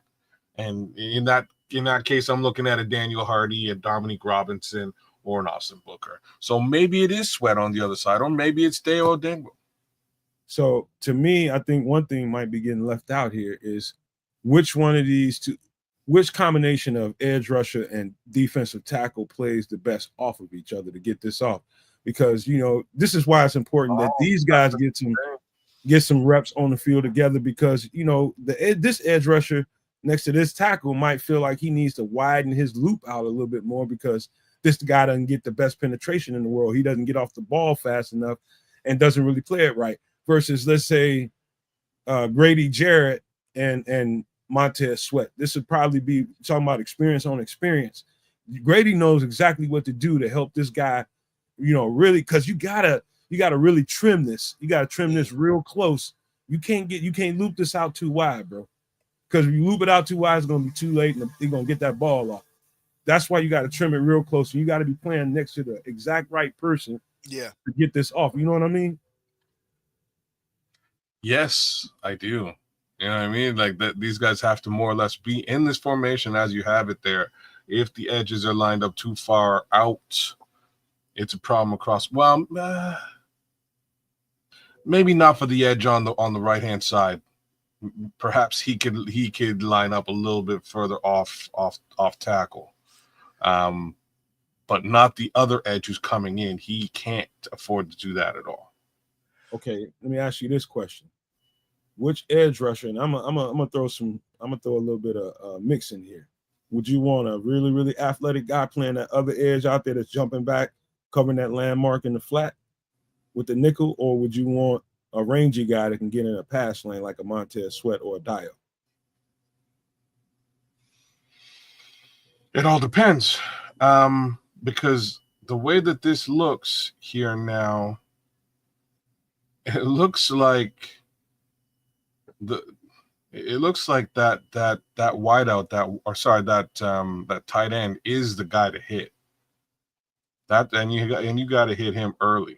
Right, if you're hitting him early, you might live to see another day on this particular play. Well, that's a whole shot, kids. If you're looking at it realistically, this is a whole shot. So if the quarterback sees this, he feels like, okay, the nickel's playing off, and this is a possibility that this edge could jump back in the slot. But this is a whole shot. If he gets this ball out before the edge rusher gets there, he's got a nice combination. The nickel's gonna smoke his ass, but he can get it. That's a whole shot right there in between there. He can get one off. But if you got a rangy linebacker, that guy stands a better chance of getting into that passing lane. You got an athletic guy, he can actually grab it and take it back for 6 too. So it depends on what you like. Wow, interesting call. I like it. I mean, again, just having the versatility within your personnel to be able to pull this off. Because go back to the previous one that Melon Smash had put up. This one, yeah, because even with that, because I've go ahead and read them off for him. What Melon Smash put Dexter on the outside, and basically line up Billings and Grady inside and Sweat opposite of Dexter, because he believed that Dexter could lead the team in sacks if you move him outside. I think using Dexter, being able to move Dexter outside on certain plays, I think is genius. And now, by doing so, you move Sweat over to the other side, and Sweat is that end that does drop into coverage on this particular formation.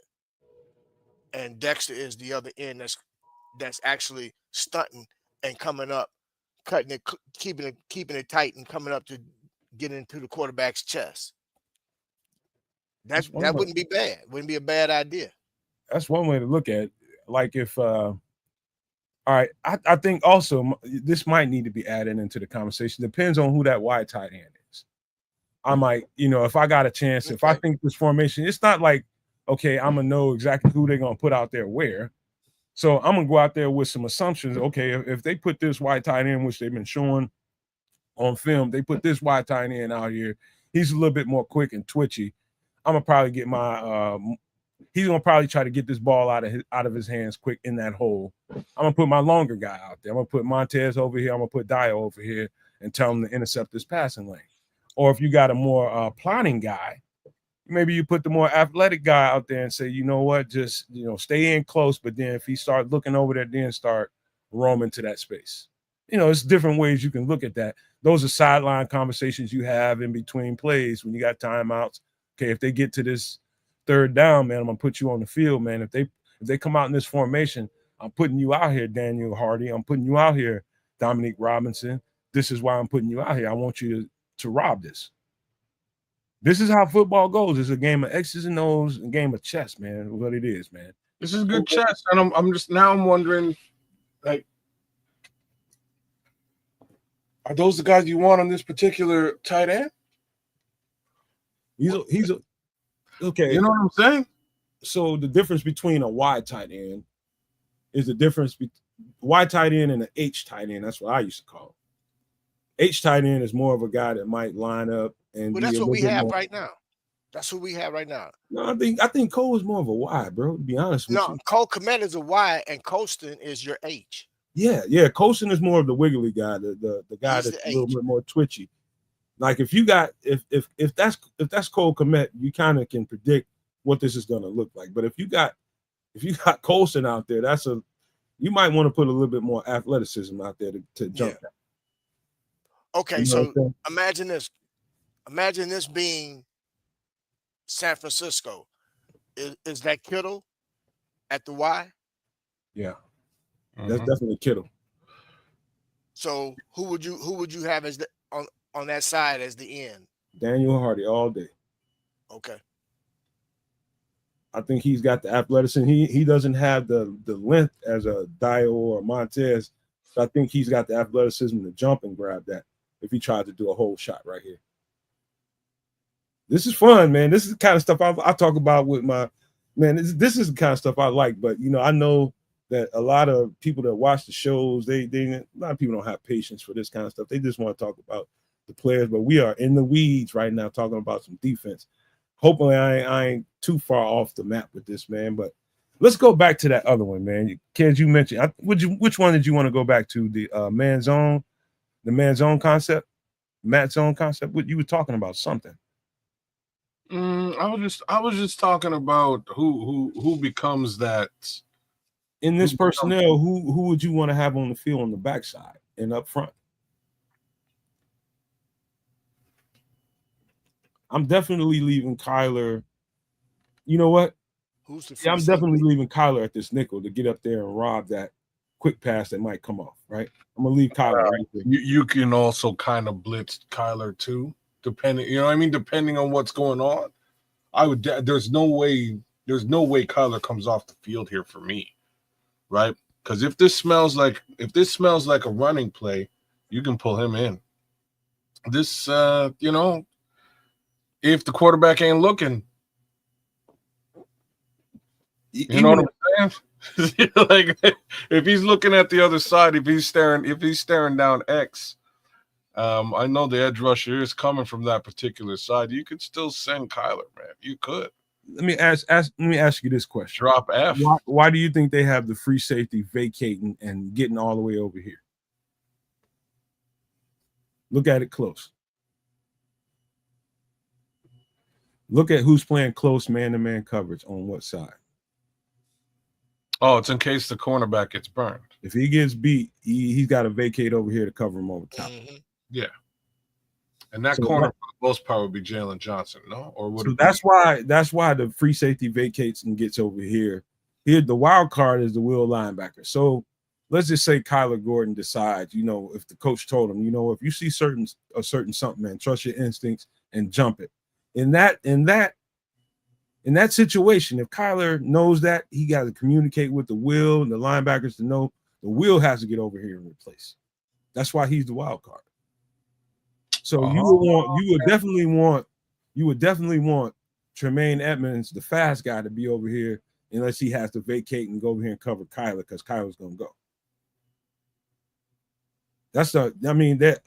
Outside of that, this is a perfect play. to get your ass off the field.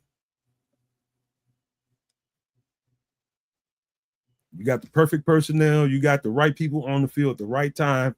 That safety vacating to cover that corner on that side.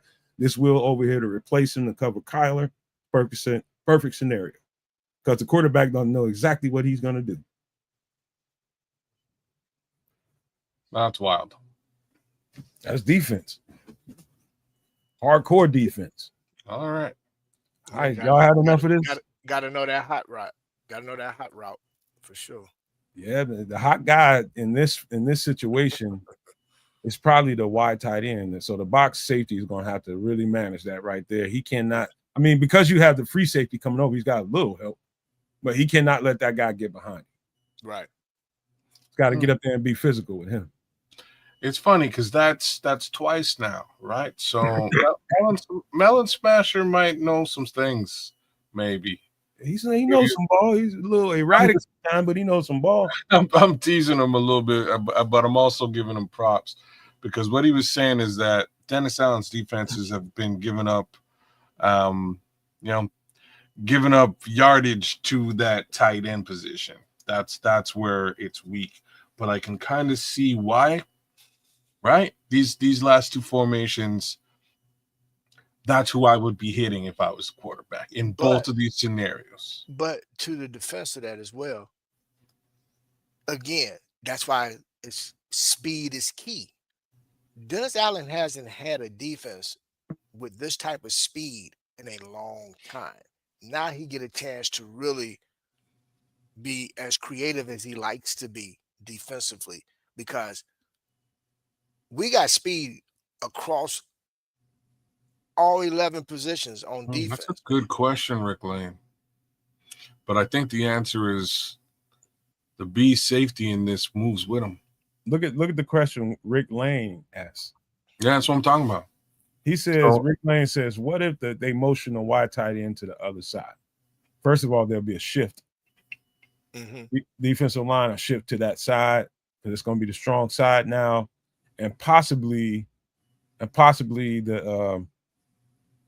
they tag off talking about the Will linebacker and the Mike linebacker. And the Mike, yeah. That can go a couple different ways, Rick. They could stay in formation. The Will can just completely vacate and go all the way around the Mike and go to this side and play the exact same alignment, exact same role, or they can tag off and say, you got that over there, I got your role. That's exactly what they'll do right after the shift. Which would confuse the quarterback even more if they did that versus the Will following. Mm-hmm. That would actually throw the quarterback off if, like you said, if they just touched off. Okay, you shift over. I got your spot. It could be. I would if I'm coaching it. I'm gonna tell them to maintain assignment. Don't switch off nothing. Don't tag off shit. Because they could do a quick snap or something and you don't have time to communicate it. Yeah. Mm. Shout out to FFG. What up, my dog? But yeah, this is football. This is football one-on-one for your ass, man. This is what really goes on out there. This is basic Dennis Allen. The question I would like to ask you guys is, what down and distance do you like this kind of setup? For me, I like this in first. Maybe in third down, depending on how accurate this quarterback is.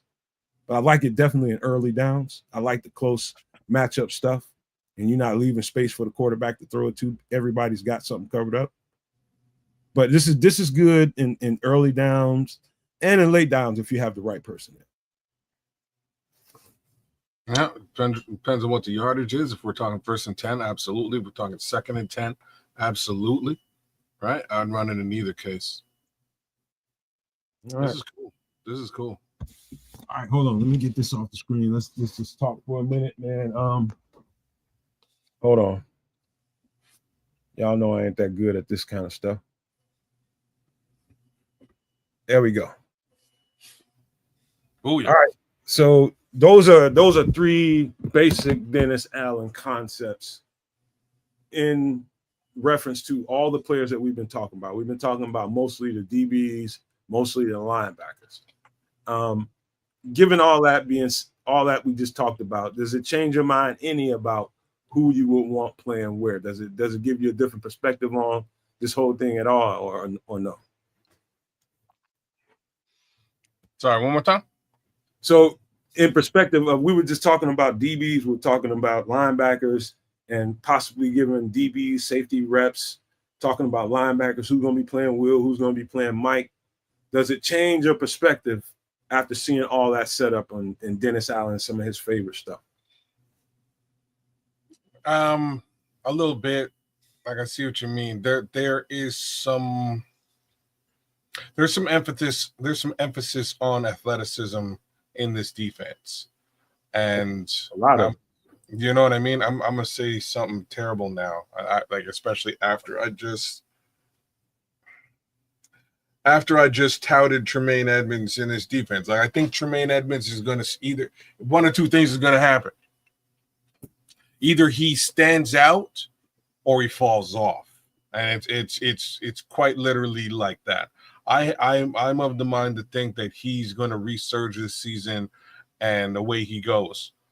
But there is the possibility that perhaps he's lost a step over these last 2 years in the Flus defense, which isn't the end of the world in my opinion, because we just grabbed a little kid who is all about them steps.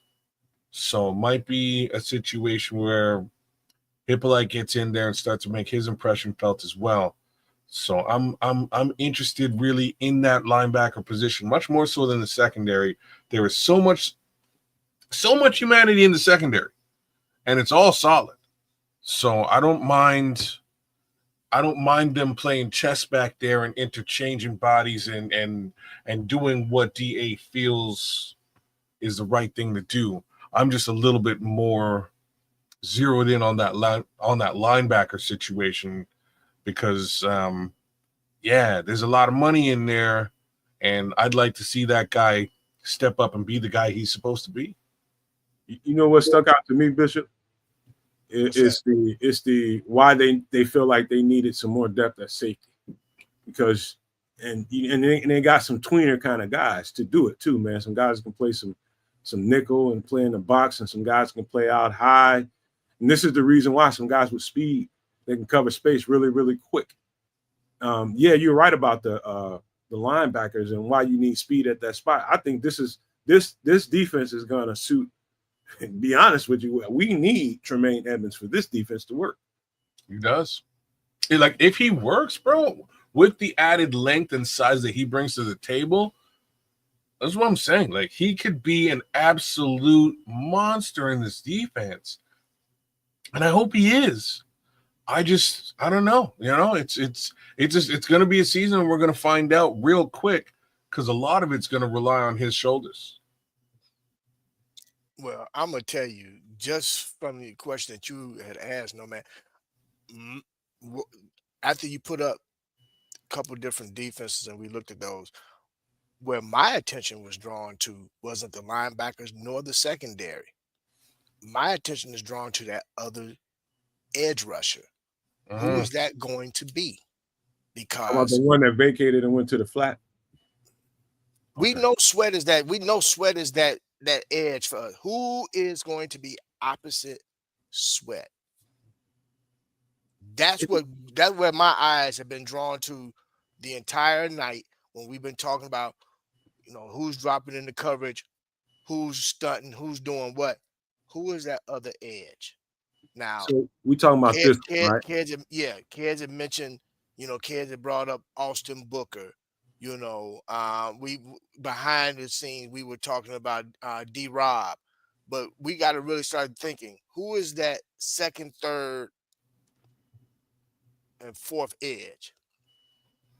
So let's look at it this way, Bishop. Let's look at it this way. Imagine what down and distance are you going to call it? Like, this to me is pure third down stuff. This is like when you're trying to get off the field and they got 5 yards, 4 or 5 yards to get, and that they ain't gonna run the ball. They want to get into something quick. That's when you question who's the other edge. Because in this one, I'm definitely sliding Dio on the inside. He's gonna probably play that tackle role. He's gonna be that tackle right here, that inside, right next to that edge right here. He's gonna be probably playing that tackle in my eyes, and that other edge is probably gonna be between Daniel Hardy or Dominique Robinson or somebody like that, whoever it is. But they got to figure out really quick in camp. This is gonna be a base staple of the stuff that they do. Who can play this and who can play this well? It's a good question, Bishop, bro. Straight up. What about Dial, man? Do you think Dial is that edge to drop in coverage? If you call this in an early down situation, yes. You calling this in third down, Dial on the edge is a weakness to drop in that spot.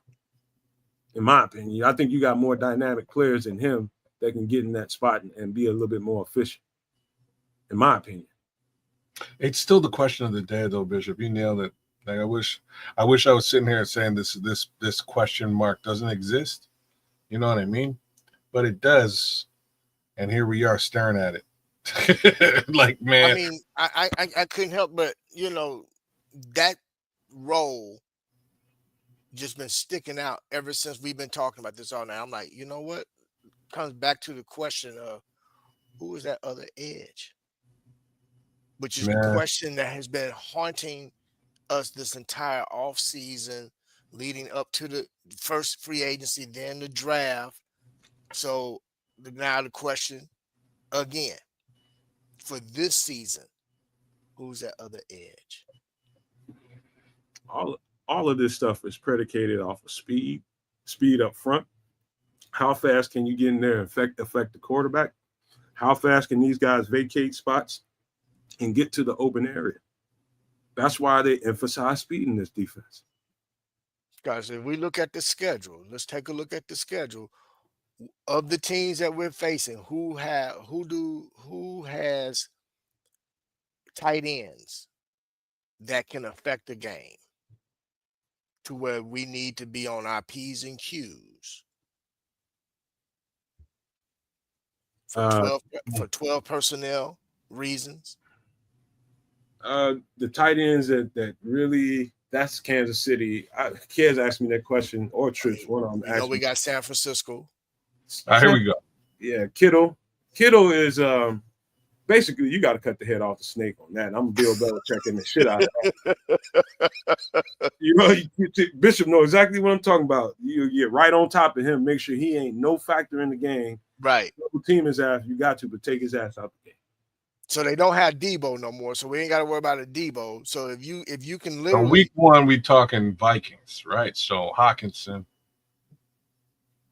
They got a young quarterback who's going to really be tight end dependent. He's going to want to get the ball out fast, and you gotta. He's going to be tight end. He's going to be staring Hawkinson down all day long. Like that's what's going to happen, and that's the hole that we're discussing. So there's that. Next game we've got the Lions, which means Laporta. He was staring down that hole with Laporta all game long again. So there's that. Cowboys. I don't know who the tight end is in the Cowboys. I'm not real concerned with them, honestly. Fair enough. On my birthday, the Raiders, we got 2 tight ends. We have Brock Powers and Michael Myers. And they got a savvy quarterback. Yes, they do. He actually knows how to utilize a situation like that. Mm-hmm. I think it's a good matchup for us. That's going to be a heck of a test. It'll be something. Good matchup. That's going to be a heck of a test. Yes. So then we got the Commanders.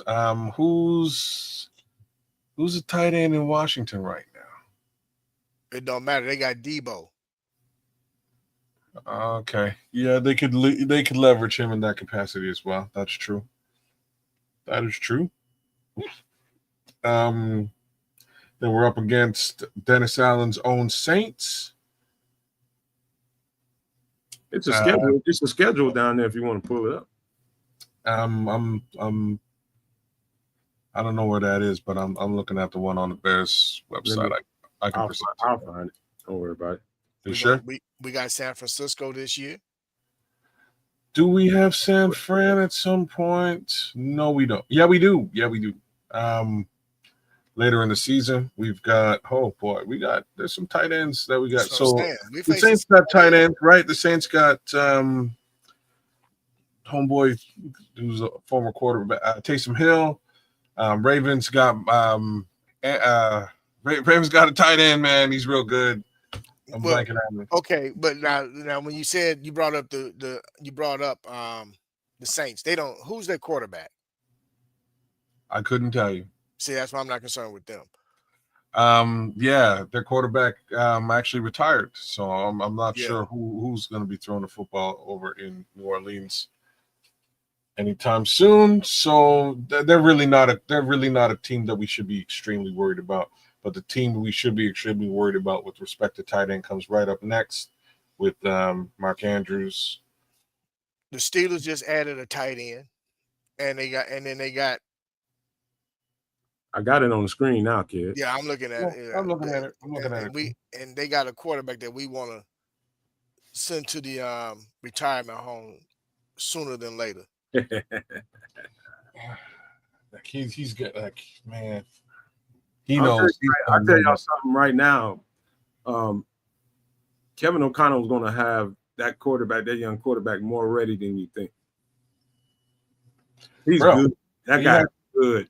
I ain't talking about the quarterback, but the coach. I know who you're talking about. He got Sam Darnold paid, bro. They paid big time over the course of one single season with him.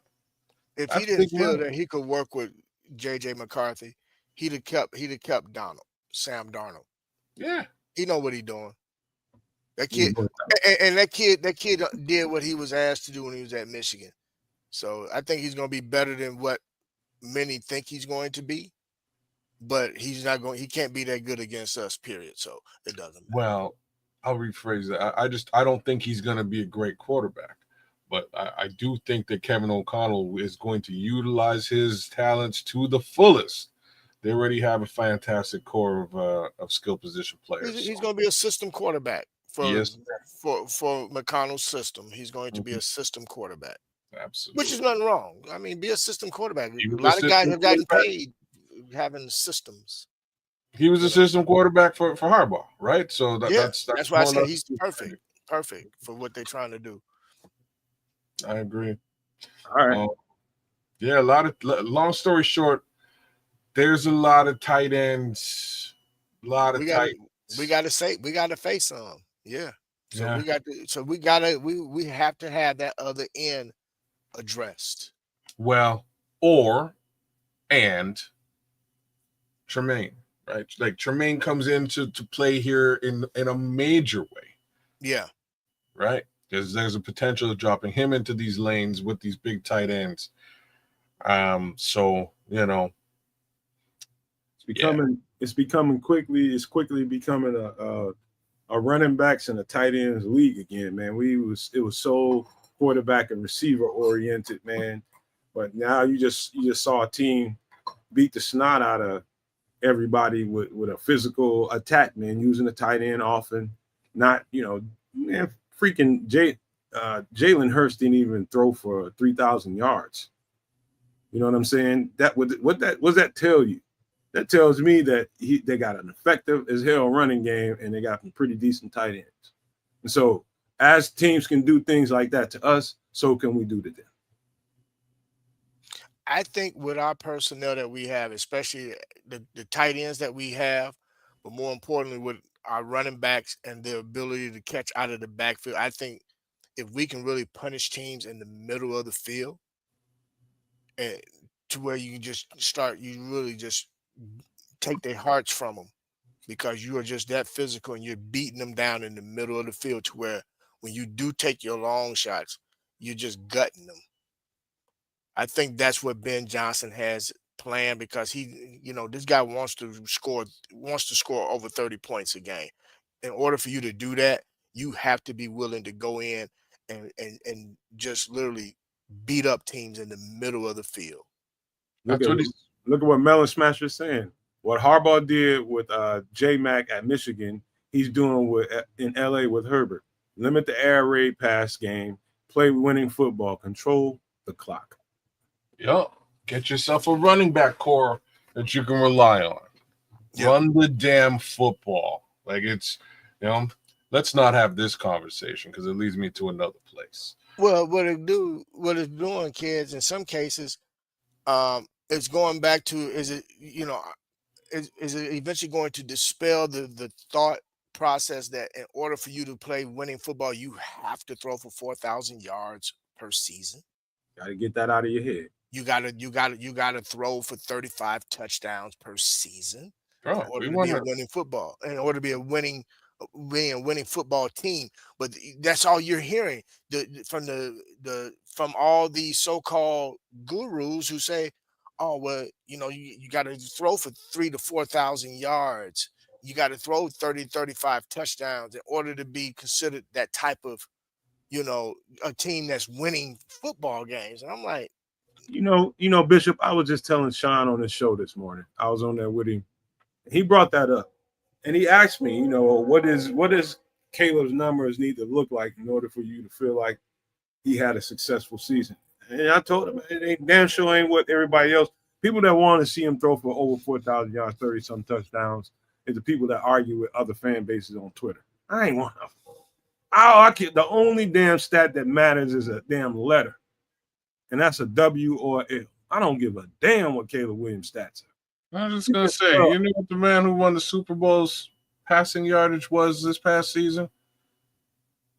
And before I actually get into his passing yardage, I'm going to tell you that our quarterback had more yardage than he did. Just to put it out there. 68 sacks and all that. Folks are up, folks are down. They're not sure what to say about Caleb Williams. Well, the guy who won the Super Bowl had 2,900 yards last year. Go figure. 2,900 yards. Go figure. But that's not winning football, though, kids. Oh, no. That's not winning football, kids. He didn't win the bloody Super Bowl. Ain't but one damn stat that matters in the whole damn world. W or L. Which one of the letters did you get? That's it. It doesn't. I just thought I'd put it out there, man, because it seemed like people are scared to have that conversation. And I'm like, yo, you don't. Me personally, when you're winning, if you're throwing for 4,000 yards and 35 touchdowns, and you're not even making the playoffs, or you're out, you're getting kicked out in the first round.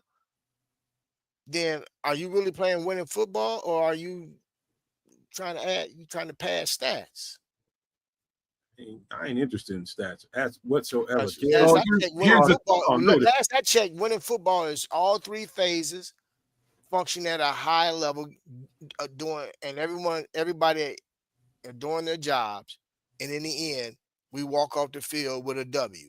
Whether we ran for 200 plus yards and had 2 rushing touchdowns and 1 passing touchdown, or whatever the case may be, and our defense held the opposing offense to 17 points or less. I got some breaking news just now. Just now. And this is for the No Maniacs. Breaking news. PFF ain't your goddamn friend. Pay no attention to the motherfuckers. They don't mean nothing, man. They crunch numbers and make you believe something that ain't really it. Your Bible, if you really want to know what's going on, what's good and what ain't, you watch the damn tape. Or you just run with numbers that PFF told you.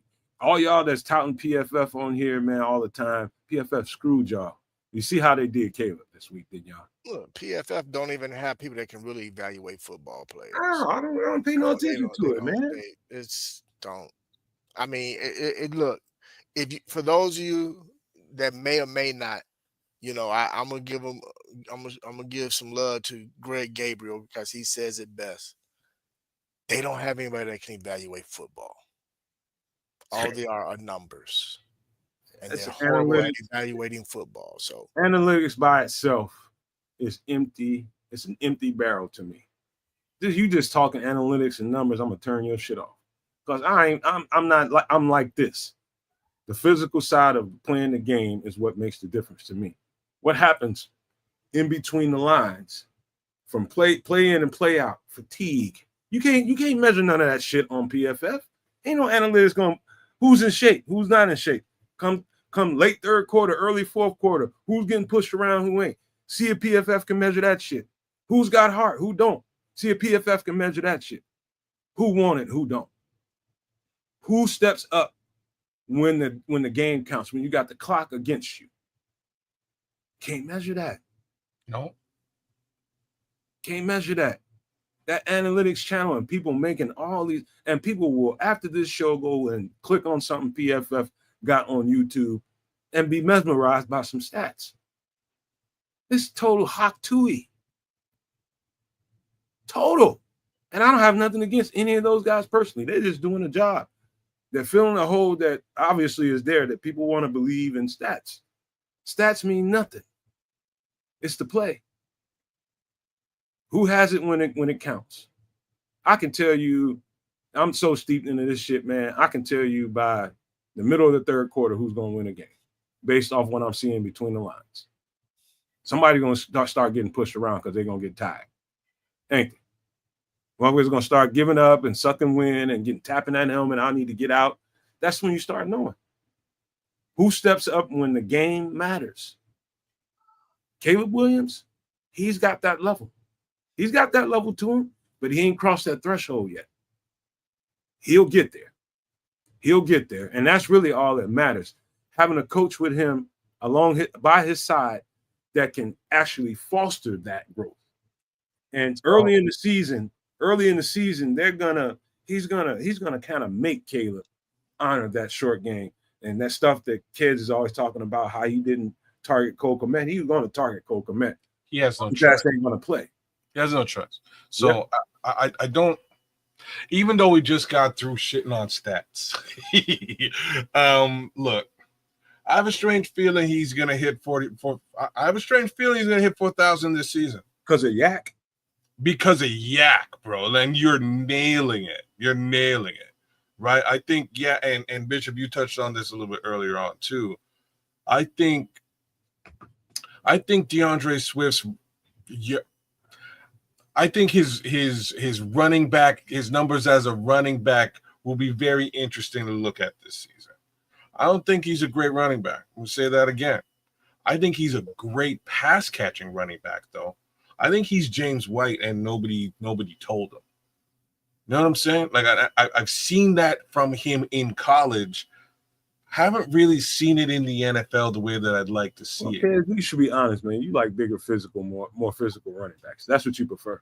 No, no. That's not true. I like both, right? Like I where DeAndre Swift loses me is just field vision. That's it. It's got nothing to do with his size or general capability. It's just field vision. I don't think he's got it.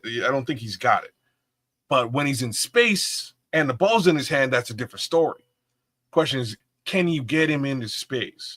We've got a guy who can scheme him into space. Right? So I'm interested in that. And I think that will work with respect to Ben Johnson and now Caleb Williams getting the ball out, getting the rock out quickly. And there's your Yak, right? It's coming from a DeAndre Swift. That Yak may well be coming from either one of these two tight ends that we've got. Let's also slide Luther Burden into that conversation too. I'm sorry, DJ and Rome. No, brother, we might still see a little bit of Yak from both y'all. But I think kids, I think DJ is really going to benefit this season because one of DJ's biggest attribute is his Yak. Yes, sir. And now we got a guy that can effectively scheme a guy into open space, but more importantly, those screen passes. No more negative screen passes expecting to get positive yardage. You can actually have a screen pass where you're starting out, 2-3 yards upfield, screen pass, boom, and DJ gone. I think DJ is really going to help add to that with his ability for Yak. But I'm gonna tell you a guy, man, that I think is going to end up before the season's over with probably getting the lion's share of the carries, and that's the young man that we drafted in the 7th round. I like Monangai, man. I'm telling you right now.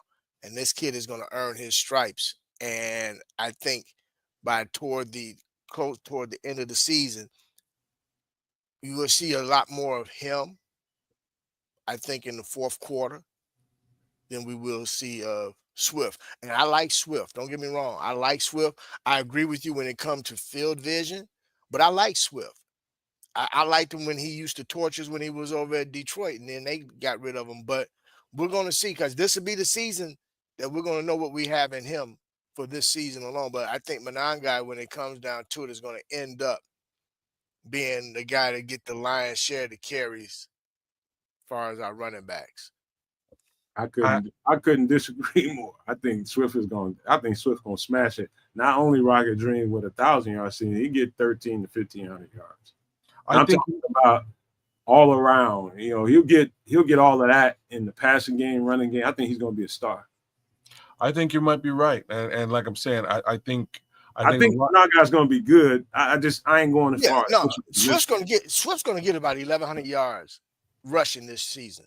I'm combining that with. I'm calling it, bro. I'm combining that with pass catching yards is really where my headspace is. I think he gets a combined 12 to 13. As far 15. As my non-guy is concerned, I think more like 15, 16 kids. Really? Wow. Yeah. Okay.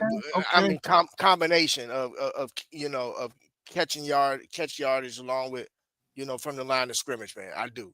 If he does, I will buy a jersey. You know what I mean? I will buy a Swift jersey straight up. You better. You owe that, right, man. No, man. No, that's what I'm saying. That's what I'm saying. Man. We're gonna remember this. Write that down. Yeah. Mark that shit down. This is why I'm saying if that's what it looks like, if this improved offensive line, Ben Johnson, etc., turns DeAndre Swift into a 1,500-yard man, I will put it in the chat, y'all. I will buy the jersey. I will. I'm a man of my word. I'm for real about that. All right. Yeah. Go ahead, man. I didn't mean to interrupt. Yeah, the last little piece that I was going to touch on was was Monangai. I think Monangai. I think he finds his way on the field due to his pass blocking capability, and I think that really is going to wind up pushing him a little bit in front of a certain Mr. Johnson. That boy can tote that rock, man. He can. He can also block like you wouldn't believe.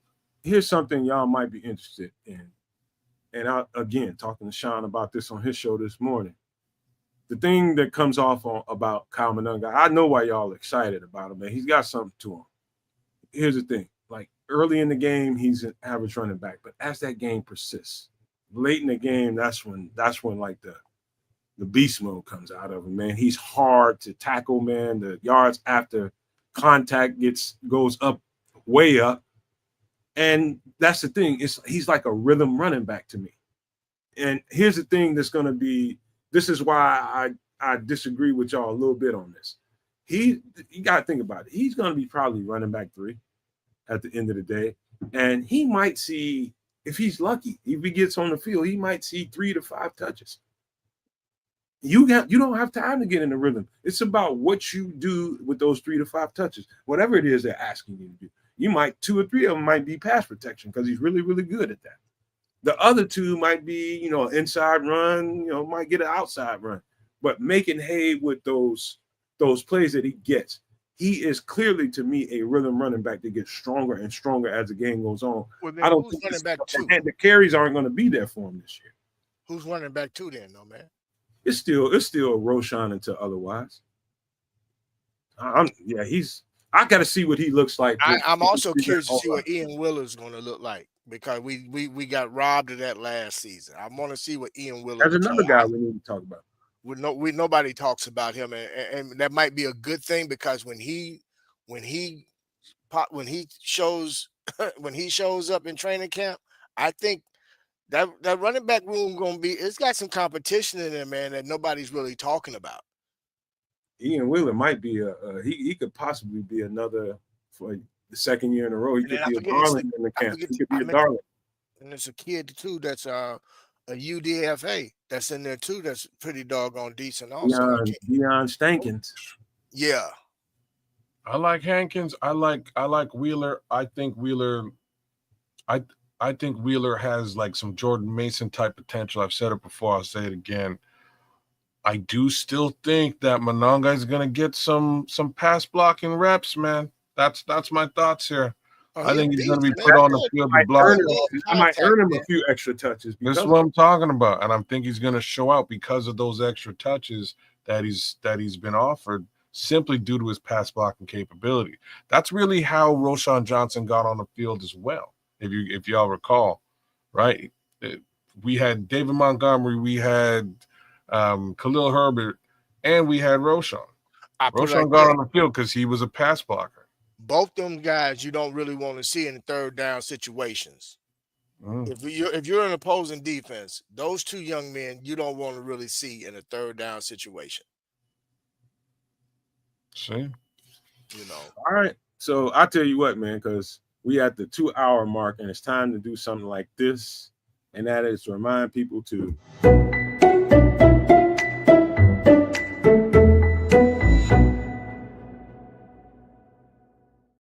it's free. Doesn't cost a dime, does it, kid? No, it's free. Hey, man, y'all hit that button, man. I know that we do a lot of jackassery over here on this channel, especially on this show. It's a lot of jackassery that goes on. And I think sometimes because of that jackassery, people tend to forget that we know some damn football around this place. And we had the show improve again for you guys that love that content and want to see more of it. It's probably another 25, 30 concepts that I know Dennis Allen is known for that I can pull up. All you gotta do is let me know. Hit that subscribe button. Hit that like button. That was a word, jackassery. I just made it up right now. There's a whole lot of that going on around here. Jackassery. A lot of jackassery. All right. But y'all got a few extra minutes for some extra sauce. We can talk some off topic stuff. We did Bears for 2 hours straight, man. Y'all want to get some other stuff, or we all want to go home? We can do that, man. We don't have to do the extra sauce, but got a couple of topics to talk about. Well, I ain't got nothing. I got nothing on Little People or Feet this week. I haven't had any episodes with them. No Smurfs. Right. I got football related stuff in here too, man. I got some other shit, but we'll start with some football, fellas. How about this? So it came out this week, and it shouldn't be a surprise to a lot of people, but everybody's gonna be like, okay, what about how did they get away with that? So Calvin Johnson, Lions receiver, came out this week and said he smoked weed before every single game. My man. And reasons being, they got that tramadol stuff that they shoot you up with, to numb you up so you can go play a game if you got injuries and stuff like that to get you on the field.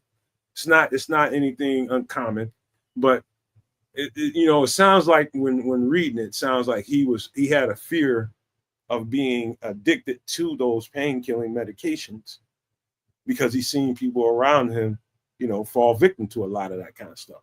And so that was his what's weird about it, fellas, is I used to be a heavy weed smoker. I wouldn't say heavy, but I smoked my fair share of shit. And I just couldn't imagine playing football baked. It would like take the edge off of me, and my edge was everything. But yeah, it surprised me, but it didn't surprise me that NFL players do things other than what the trainer prescribes to you for pain. So I'll just leave it there and let you guys go. I'm just laughing because this girl's one time was like, about to roll up right now. He's ready. As soon as he brought it up, Scrolls is ready to go. I ain't mad at you, Scrolls. I'm sitting over like, hey, but I'm gonna tackle this really quick, man. Depending on the position, I can see whether you would or would not before a game. At wide receiver, yeah, you can get away with that. You know what I'm saying? But you're not gonna be no linebacker or some of these other positions, man, where now if you tap it a couple times and put it down and you good, okay. But if you sitting up and you trying to get a whole one in before you go out there to where you fade it, you tripping. But if you tap it a few times just to, okay, just so you can hear things a little more clearly, then I get it, But I ain't mad at it. Let me ask you a question, Bishop. Yes, sir. Because so I do think marijuana and the different strains of it affects people in different ways. Like my mind, my body chemistry, I can go on and on about that. But the marijuana that I've smoked, not a one strain of it made me feel like I can go out there and bust somebody's ass in a football game. Not a one. maybe I'm laughing, my man. ass down and eat some Oreos and shit, and that's what I did. You're saying not indica, not sativa, no hybrids. Nah, man, None of the above. none of that stuff, man. That stuff ain't gonna do nothing to make me. I leaned into my physicality when I played. I need that edge when I play football, and that just takes it. Just straight dulls the edge on me. I'm the nicest motherfucker in the world. Look, I'm gonna say the exact same thing as you. I couldn't agree with you more. Them days when I was playing basketball back in high school, bro, no chance. I'm sober as a stiff. You know what I mean, as like, there's no way I'm not touching anything if I'm playing ball. No chance, not at all. No. I ain't hitting nobody, man. I'm gonna give that man. I'm gonna make him something to eat or something. Hey, man, you know. The last thing I'm gonna do is hit him. Shit. No, neither did I, man. Afterwards, absolutely, but not before. Damn sure not during, but afterwards, yeah. You know, whether it was shooting ball, playing football, or even running track for that matter, man. You know, no, not before, and definitely not during, but afterwards, yeah, I did. Now I can see like drinking before a game. I'm just thinking, like, I know at least one of Bob Marley's kids played football professionally. Rohan, bad motherfucker down in Miami. I think Steven too. I think two of them did. I don't know about Steven. I think it was Rohan. He was Like, a dog. I met Ray Lewis. I met Rohan. He came. He played down. He played in. He played in the CFL at the end of the day. Afterwards, played in the CFL. CTE, kids. Say what? I think he got CTE. Oh, word. I think he do. Well, I ain't know he ain't said it, but I just watch how he goes, man. He look crazy, man. That's that good ganja. That's what. Probably ain't CTE at all. So yeah, man. Yeah, weed and football. Not unless I'm watching tape. I can watch tape all night if I burn one. See, Melon Smasher, like you're hitting it though. Like that's it. Working out, it's a muscle relaxer. So like a little bit different. That's fine, but not precision sporting. You know, like that's all I can really say. You can't. Maybe football, like not as a wide receiver though. That's crazy. Do you guys does it pique your curiosity thinking about how many guys that got busted and you know kind of look at Josh Gordon. Look at Josh Gordon. All he did was smoke weed and shit, and he got ran out the league. How did Calvin Johnson get away with that shit and Josh Gordon did? Somebody's doing something somebody else ain't. Yeah, it's called either giving you a heads up when your test is coming, or somebody else was pissing for you. Only way, bro. All I know is, you know, some of the stuff that my homies and teammates and told me, but I know from college, man, you don't know when that goddamn test is coming. Them motherfuckers come to your goddamn dorm room, your apartment, 4 o'clock in the morning. Get up. I need some piss. And but you know too, no man. Once you get on a radar though, man, with a bad test, then your name always popping up. So that's what hurt Gordon. I think that hurt him a lot because you know once he came and popped up on their radar, man, they just stayed glued. Who drafted Josh Gordon again? Cleveland Browns. Yep. Yeah, that's what it is. Look at Andre Bryant. He just hit it nail on the head. I got to read. He says Calvin Johnson was one of the faces of the league. Hint, hint. And besides, they was losing any damn way, so it didn't matter. Let them smoke. Hell, they ain't gonna win but 4 games. Shit, what is it gonna hurt? Hell, man. Matter of fact, we buy your weed for you, man. That doesn't even make any sense, really. Wow. I'm just really thinking about this. They ain't with us yet. Detroit was still losing, right? Like regardless as to what was going on. We got it in his contract that we gonna get him 10 pounds a season. We ain't with shit. No way. No seeds. That's probably exactly what's going on. I can see playing in Detroit, man. Yeah, we just Cali, baby. Straight from Cali, man. Yeah. I could see the league going to a Smoke weed with your policy. Himalayan blue uniform on. I think in these different states, where weed is legal, here's the thing, man. It's still gonna take a little doing to get that legalized, man. I don't know to this day why anybody sees weed as, to me, it's an enhancement. I don't see weed as no drug. I never will. To me, it's an enhancement of mine. It enhances the inner who I am. It opens up chambers in my mind, in my spirit. I'm a creative person. And so that's the purpose it serves for me. It's a relaxing, but that's where it is for me. If it's a painkiller for the next person, great. But I don't understand why people are so stringent about that product. It doesn't make any sense to me. Oh, it makes perfect sense. You really think. None whatsoever to me. Where does it come from? The earth. Yeah, that's one answer. That's the only answer. That's a fair answer. I'll give you that. The fact of the matter is that it's not something that traditionally was controlled by certain people. It can be grown out in your backyard. Anybody can have it. Anybody can control it. It's not controlled. Now it's controlled, right? Like, again, I'm from Jamaica. My guy Peter Tosh has an awesome song. It's called "Legalize It." Great song. I don't know if Peter was right. I'm not sure if he was wrong. Verdict's still out. But what I can tell you is that the control is being shifted with respect to that particular thing. You dig?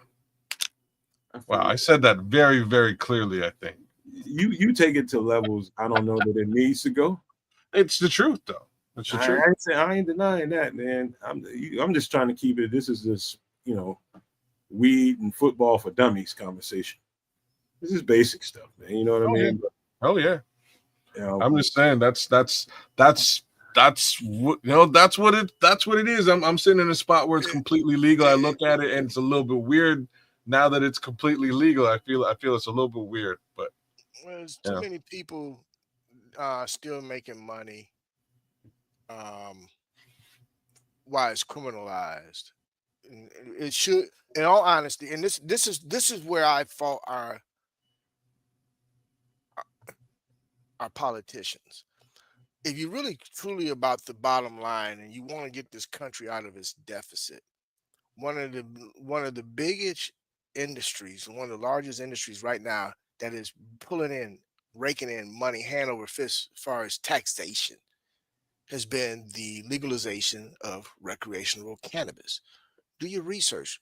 Look at the states that have made it legal recreationally, and look how much money that they're bringing in. As far as just taxation alone, it can literally take care of the nation's deficit.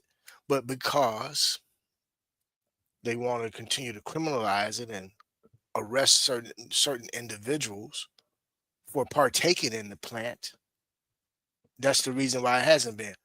You ain't lying, Bishop. You are not lying. Illinois. I'm just being honest, bro. Let's keep it a buck. And if you look at the map when prohibition took place, look at the states that got rid of prohibition, and look at the states that have went ahead and legalized recreational cannabis. It's almost identical. And until the South says, okay, we're going to go ahead and legalize it, nothing else is going to move. Right now, we're waiting on Alabama and Mississippi, because it's been on their dockets for the last couple years.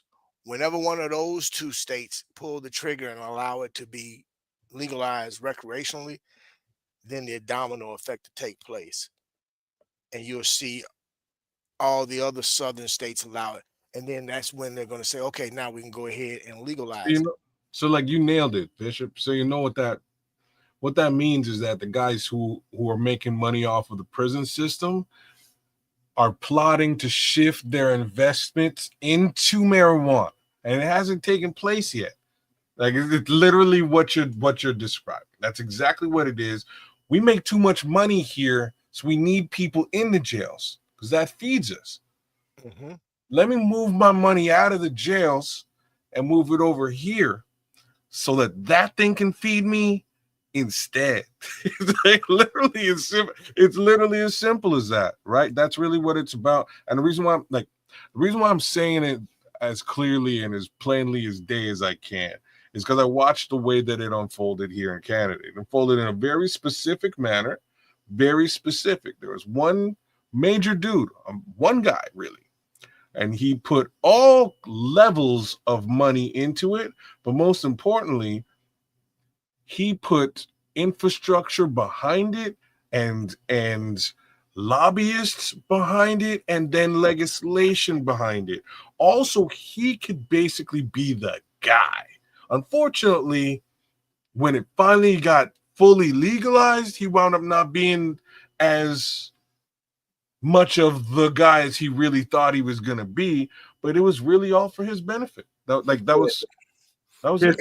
do me a favor, can you read Scrolls' comment? Cicero impounded my car for half a joint in the ashtray and charged me $1,800. You know why? Under Betty Lauren Maltese. Because Crooked that's ass. scared down him. Hey, Scrolls down there fucking with Jelly Johnny. That's what it was. Hey man, but like Jelly Johnny was on it for a minute, and I guess he's still on it in Mississippi and those particular areas, right? That's just how she goes. Well, here's some other hypocrisy. So let me use Illinois. Let me use Chicago for a moment here. Here's the hypocrisy with law. So cannabis recreationally has been passed. It's legal, correct? Which means you can, within reason, not just being bogus with it, but you smoking, walking down the street, walking your dog, you smoking a doob or whatever, right? So tell me, but if you get pulled over by the police and they smell a hint of cannabis come out of your vehicle, how do they get to search your vehicle for something that's quote unquote legal? Oh wow, this is what it is though. But Right? you see the hypocrisy behind that. Well, the hypocrisy is baked in, and it's planned to be baked in. Don't get it twisted now. Don't get it twisted, right? So they want to very specifically be like there's again in Canada before they legalized this, they went around the bend to try and find new technologies, if you will, to test folks for marijuana usage and intake Mhm. and all of those things to try to prove that you can really be too high to drive a vehicle. I'm gonna shut up. Where I can't say, I can't really go down I can't go down the road, pun intended, that I was really planning on going there. But it's very true. I mean, like that's what they did. They tried to figure out and find, you know, breathalyzer type situations where again, oh, you're too high to drive. We're going to impound you. We're going to search your vehicle, etc. At this point, I don't believe that they were really able to find some level of limit on this or any sort of technology to prove otherwise. But if they smell it, they may still search you. Yeah. So, and then really quick on this, the only reason why it has not also been legalized federally yet, I believe, is because until they have found a way for the major tobacco providers to have over 50% ownership of all the major cannabis farms here in the States. So that way they can control distribution because they don't want to have too many small players in the game. So they There's no want way to to try to control this. centralize it. So they want to find a way. Once they figure out a way where they have full control of the major farms to where now they control distribution is when they will go ahead and federally legalize it. So this way now the government is in full control of the taxation and everything else. Because one thing the United States don't want to be and they're the reason. And right now, until they federally legalize it across the board, they're holding up the importing and exporting of the plant, as well as other products associated with the plant or derived from the plant, from being able to go to where across the board, country to country, you can now start doing importing and exporting of the plant and other things that derive from it. The United States is holding up progress. So they will never. What you just described will never happen. So, and the simple reason for it, man, like, I guess there's a couple of different ways to say this, but very simply, I can go grow it outside on my lawn. That's why you can't. The way that you're describing it can't actually be. Is it going to be as potent or as clean as, again, some level of processed version of cannabis? I doubt that. But again, you can't control me from doing that. You can't prevent me from doing it. It's the world, it's the earth, it's a plant, it grows in the ground. You know what I mean? Like, there's no way to police that. So again, in Canada, the policing is, you can only grow a certain amount, right? You can't grow fields of this, and if you do grow fields of it, you need some level of licensing, which is, again, money back to the government, and that's money. But as far as those tobacco companies are concerned, they're ass out. But that's the thing. They've been trying. They want control of the major. You can't get the major farms. And so of course they're lobbying against the legalization of cannabis because of that. You know, because they want control of it, because they're looking at it from a distribution standpoint. You know what I'm saying? Deeper into that one, because there's also all the, like, I don't. Have y'all ever had have you ever got cigarettes from the reservation? Never been on a reservation. Huh? Never been on a reservation. Never been on it. Like, you don't really have to be on it. I want to go though, because I want to meet someone. Okay, so there's a fair amount of reservations here in Canada, and very typically they have their own cigarettes and they sell their own cigarettes. They're not processed in the same way that you would get from a Marlboro, etc. They're processed much cleaner. Let's be honest, they're friggin' gross. I'll just put that. They're not. Being a smoker for many years, they're not good. But again, that's because I'm used to somebody throwing tar and garbage and crap into the cigarettes that I've been smoking for years. You're not getting the full tobacco. If I'm actually smoking real tobacco, it doesn't taste like this garbage that I've been used to all these years, right? It's just facts.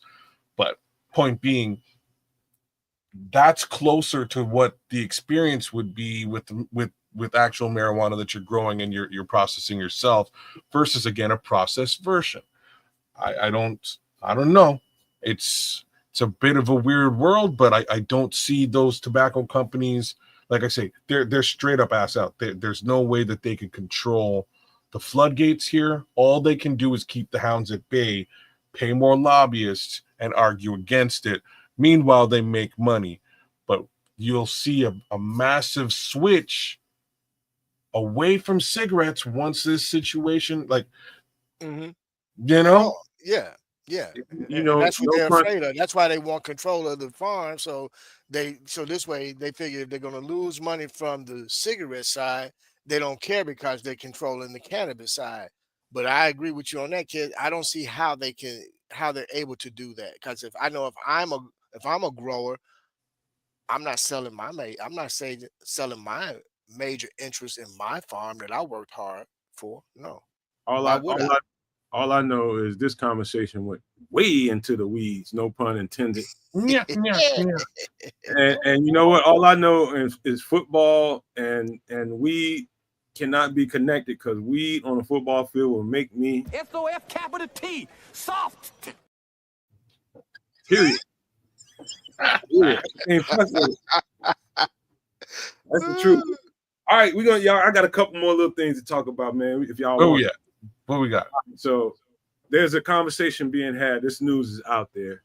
So we got second rounder issues, man, because of the couple of second rounders, the first two second rounders that got guaranteed money, and they having problems. None of our guys have signed yet, and so the same thing is going on around the league. This ain't no team problem. This is a league problem going on right now.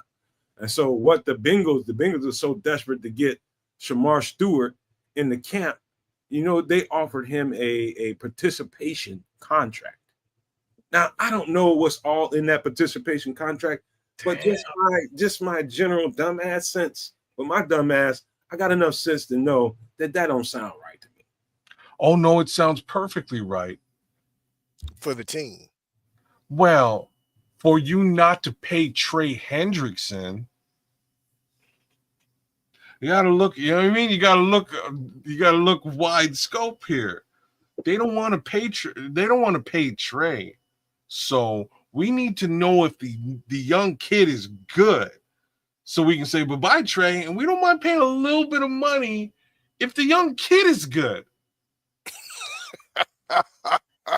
We just don't want to be stuck paying big money now, only to find out that the young kid's good. I see you, kids. Now you see you're looking in with Bengals goggles on. Man, dude, if they called me and my agent called me, and that's the shit he told me, I'd be like, Man, sit your ass down.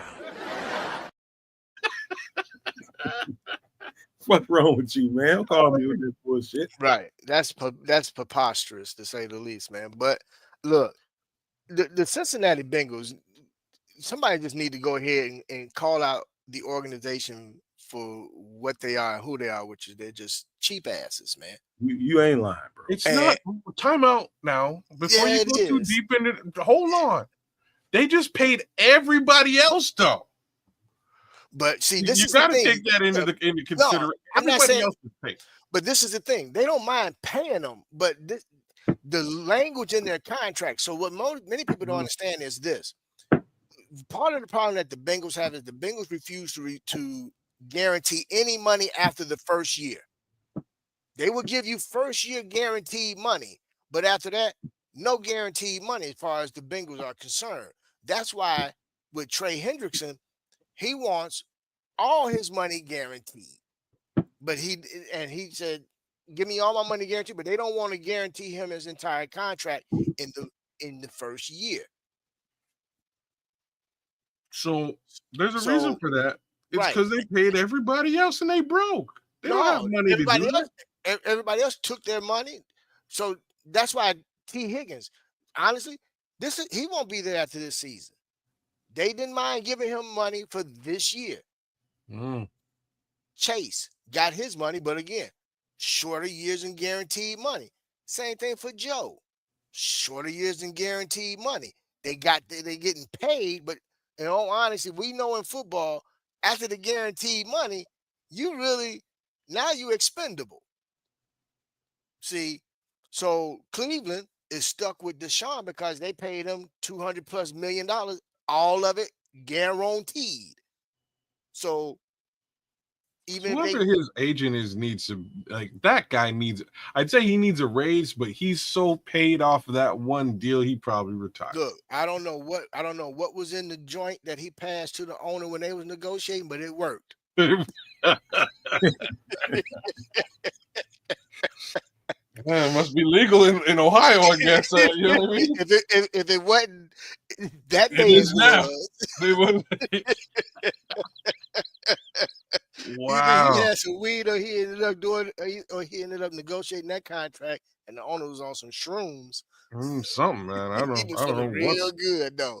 I don't know what's going on. But because of that, now they had the conversation talking about this whole collusion, taking place with the other owners because they got pissed at Cleveland for that contract. They should be pissed. And now it's opened up another whole can of worms. Now you got guys getting guaranteed money. So I believe, circling for what Nomad had mentioned about the second rounders, there've been like, is it 2 or 3 that signed contracts already as second rounders, Nomad, that got all their money guaranteed. So now everybody else like, hey, they got guaranteed money. I want guaranteed money. And I want guaranteed money past the first 2 years. So it's like most contracts are 2 and 2. So you're getting 2 years guaranteed, the other 2 years not guaranteed. These guys want all 4 years guaranteed, or at least 3-1, where I'm getting 3 years guaranteed, and the final year won't be guaranteed. And and there's an option in there, whether it be a player option or a team option. Hey, you know what? So all this happened post NFL owners meetings, right? So, they probably came out of there with a certain understanding that, hey, man, listen, we got to do things in a certain way. Can you imagine if the NFL owners meeting happened right now after those 2 guaranteed contracts got signed? They'd be like this in there. Get the hell out of here before I kick your little ass. They're going to be hot at each other, man, because, somebody broke the glass ceiling. 2 owners broke the glass ceiling. That leaves 30 other owners. What teams was it? Do you remember? Oh, goddamn. I do know, but I'm having a brain fart right now. Yeah, I don't recall. I can't recall either. But that's what caused this whole conundrum right now, kids. Man, they'd be fighting like cats and dogs inside of an owners meeting right now if they had it right now, because these dudes are struggling. I got a feeling I'm gonna predict this right now. It's gonna be multiple guys. Everybody thinks this is going to be over at training camp, like the owner's going to automatically fold and start guaranteeing money for these guys. Nope. They're going to be a lot of resistant, stubborn NFL owners that don't want to give that money because of standards and precedent. And the precedent's already been broken, and they ain't going to want to adhere to it, and these guys are going to lose out. It's going to be multiple guys that out of their team contracts or anything, they're going to go back into the draft next year. And I don't blame them. I want them to. Even if it's a couple of guys from our team, get your goddamn money, and don't be in a rush to sign the shit that's in front of you, that urgency to want to get on the field. You got to put that shit out of your mind and make sure you get the money that you're supposed to be getting. So, no, man, you think these guys are just going to go back into the draft and not just sit the whole season? I think it's one of those agents. You got to sit down with some lawyers and say, hey, man, what's the worst possible outcome here? Are we going to get blackballed if we do this? Is this going to go as normal? Are they going to treat this like, okay, some players decide to, it's the first time for everything all the time. Don't be scared to be the first one to do something if you need to. It's your time to do something. You be willing to step up and do something. It's going to be some guys that's going to sign these contracts. Because you think about it, I mean, NIL has been NIL has been a disruptor. NIL has been a disruptor. So now here's another disruptor that it's going to essentially see the first 2 rounds of football. So depending on where you're drafted at in the second round is going to determine how much guaranteed money you get. Closer to the 3rd round, then you probably won't get 4 years guaranteed.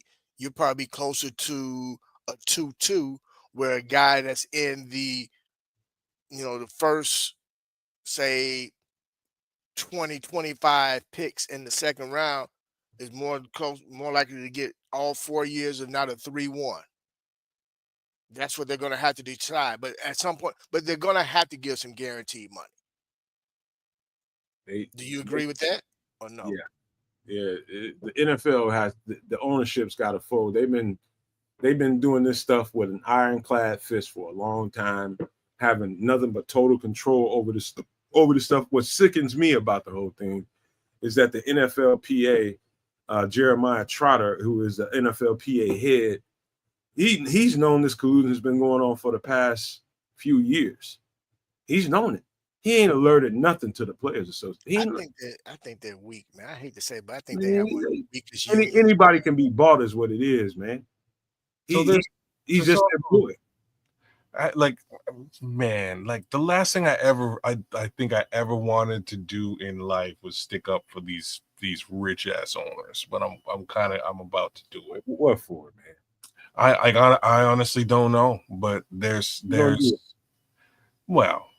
I'm just gonna their side is important too. And what I mean by that is there's guys like Sam Bradford who come out before, make millions of dollars and play like 8 games of football total. So there has to be some level of happy balance in between these things. Said Benson, hey, I'm not gonna play. You gotta pay me. Oh, you're playing now? We paid you? Yeah, but I'm average. You know what I mean? Like these are the things that kind of led up to where we are today. Those are just two quick little examples, and I get both sides of the argument. Obviously, these young men should be paid. There should be some guaranteed money in there. I just don't know what the happy medium really is. Yeah, I don't like it, but I like it because I'm a firm believer, and I'll say this, and I've been saying it. All NFL players should get guaranteed contracts. The game is too physical, and it's been a long time coming. You know, it's progress takes time, man. You know what I mean? And you know that step forward. You know, you people have to. It's always going to be. But what if you suck? So you still need your money. So what, you suck? You drafted me, or you picked me you put me on this team, guarantee my money. Okay, let's flip it now. What if you're amazing? So what's the point here? The point is there has to be some level of provisions for either and or, right? Like if you suck, like we shouldn't, like what are we paying you for? But Like Kevin White as a for instance. That's so subjective, kids, man. That's But- so subjective. Yeah, No, it's not. I'm looking at both ends of the spectrum. Okay, but look at it this way, though, kids. We're talking about guys that's coming out of college, drafted by said team, hasn't played a down yet. So we're paying this guy based off of his production, what we drafted him off of. Correct? Yeah. Right? Yeah. So in regards to what Nomad is saying in terms of everybody that gets drafted should get guaranteed money. Now, there's layers to this thing. Okay. So we already know first rounders, these guys are getting not their entire contract guaranteed, multi-year guarantees, big signing bonuses, guaranteed money right away. So then I think what they need to do, the PA needs to set it up to where you get drafted between here and here. X amount of years of that contract is guaranteed. You get drafted between here and here. X amount of years on that contract is guaranteed. Now, after that, it may not be a number of years guaranteed, but now because you're on the tail end of the draft, let's say rounds 5, 6, and 7, instead of guaranteed years of money, you get a certain amount of money that's guaranteed. Okay, within that. But so to honor both sides. So this way it's not just a running spigot that at some point runs dry and there's no money for anybody, which I think is kind of what you're alluding to. There's got to be some checks and balances in this thing. So, but that's where the owners and the PA is going to have to get together and say, okay, look, otherwise we're going to have the same problem each and every year. So we need to work something out to where if you're drafted between pick number 1 and said pick, then X amount of years of your contract will be guaranteed no matter what. So that way now it's just a matter of language and dollar amount. I got some years. I got some for you fellas, man. Andre Bryant, shout out to Andre Bryant, is cutting right through the bullshit. He says, if you suck, shame on the GM and the scouts not knowing earlier. So you, instead of taking it out on the player who you think sucks, fire that motherfucker who brought him in the building. But that's why I go back to that's why I'm leading back to what I was saying. When that guy is drafted, he has not done one down yet in the NFL. So we're paying these rookies based off of their production in college, their last season in college. So again, that's where just have parameters in place per the PA that within their contract, X amount of years is guaranteed depending on where you're drafted at in the draft. And then that way it takes all that out of it and just move forward, man. Hey, Bishop, I've been saying this long enough that I know you remember me saying this. I've been preaching. Every single draft pick, whether it's the number 1 draft pick or the last guy in the draft, is simply a projection. Every single player that's drafted is simply a projection. Either you're excited more about this player because of his potential and a little bit less about this player's potential, and you pay them basically based off of that. The GMs and the scouts, they put the whole department together to go out here and scout the country and bring you in the best players they can bring you in available to them. And so you're going to punish the player that they said is a really good player. You must be really good. They're bringing you into an NFL franchise and considering giving you a contract. And if you don't work out, whose fucking fault is that? Yeah, but like the two best question mark examples are Kevin White and Sam Bradford, and it has nothing to do with really talent. It has everything to do with injury. These two guys got injured for the better part of their tenure. You cannot project that either, kids. But this is what I'm trying to say. If you can't project it, should you pay, multi-million-dollar guaranteed salary to a situation that could wind up where these guys never see the field at all? You have a trump card in your hand based off of that. Now you got a reason to bargain down if you got a player in that situation. That's a trump card for the ownership and whoever's signing that check. Yes. But, if the guy has no reasons for you to bargain him down, then why bargain him down? Right. I'm just saying they're kind of you can't just throw the bag at everybody. You know what I mean? You can't just throw the bag at everybody. There has to be some levels to this, but again, which there are now. But at the same time, But I don't know. I'm not sure how to fix it. It's more control when you're dealing with draft picks. That's why I said this is where the ownership and the players, the union, got to sit down. They're smart individuals. They can put this together to where, again, between draft number one, because we know how many draft picks is in the entire draft, right? And for the most part, we know how each, depending on what round, how guys are valued, in terms based on how they're valued. You can pretty much put together the necessary parameters from round 1 to round 7, from first pick to whatever number pick, and determine how the structure is going to be per draft pick, per round, how what's going to be automatic in that contract.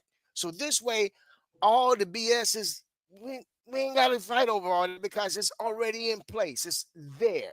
We just plug and play now. Plug in the numbers because we know X amount of years because you was drafted between this number and this number. You're going to have X amount of years guaranteed anyway, regardless. So let's don't even try to get an extra 2 years if it's 1 year. So let's say it's a 3-1. Don't try to get the 4th year. You guys agreed that the 3 years guaranteed is suffice. That's what it is. You drafted between this number and this number. Okay, we're not talking about number of years. We're talking about dollar amount. Okay, up to this amount, you can get guaranteed money. If you put all that in place in the beginning, we won't have this. We won't have to worry about this issue like we're dealing with now. You're nailing it on the head right now, Bishop, and that's where the actual discrepancy is right now. So right now, these teams from a GM perspective are looking at, the dollars and cents available and saying, all right, we've cordoned off X amount of dollars for these draft picks that are coming in. That's what these guys are supposed to be paid. I've set that up. I've put that to the side. I've spent money here. I've spent money there. Oh, shit. These second rounders want guaranteed money now, which potentially is beyond the money that I've already allotted from a budgetary perspective for this draft class. And that's where we are, because two teams suck. I'm just going to put it, it's just facts. Either you're spending your budget or you're not spending your budget. So the reason you're not spending your budget is because you're likely not a very good football organization. Just facts of the matter. They're gonna fuck around and end up, which I think is in our near future. Guaranteed contracts are coming. I think that's where the I'm not what's going to opposed result to in that, that, right? I I'm know not you're not. What I want to say is, I think what's going to happen behind that is you're going to have a bunch of 1-year contracts. That's what it's going to be. It's going to be a bunch of 1-year contracts, and there's going to be a select few that get, like, say for instance, Patrick Mahomes gets hurt in his guaranteed contract year. Next year he needs another contract. You think they're gonna not give him another guaranteed contract because he got hurt in the following season? So it's gonna get selected. They're gonna get petty about it. But the guaranteed contracts are coming regardless. Well, and in that respect, we're talking about post, your first 4/5 years in the NFL. Yeah, guaranteed contract is what it is, and it has a lot more to do with insurance, right? Like, these guys aren't necessarily benefited and insured the way that they should be, which puts the onus back on them to pay for their own insurance and pay for their own protection from a health perspective. Like, it's a whole other side to all this.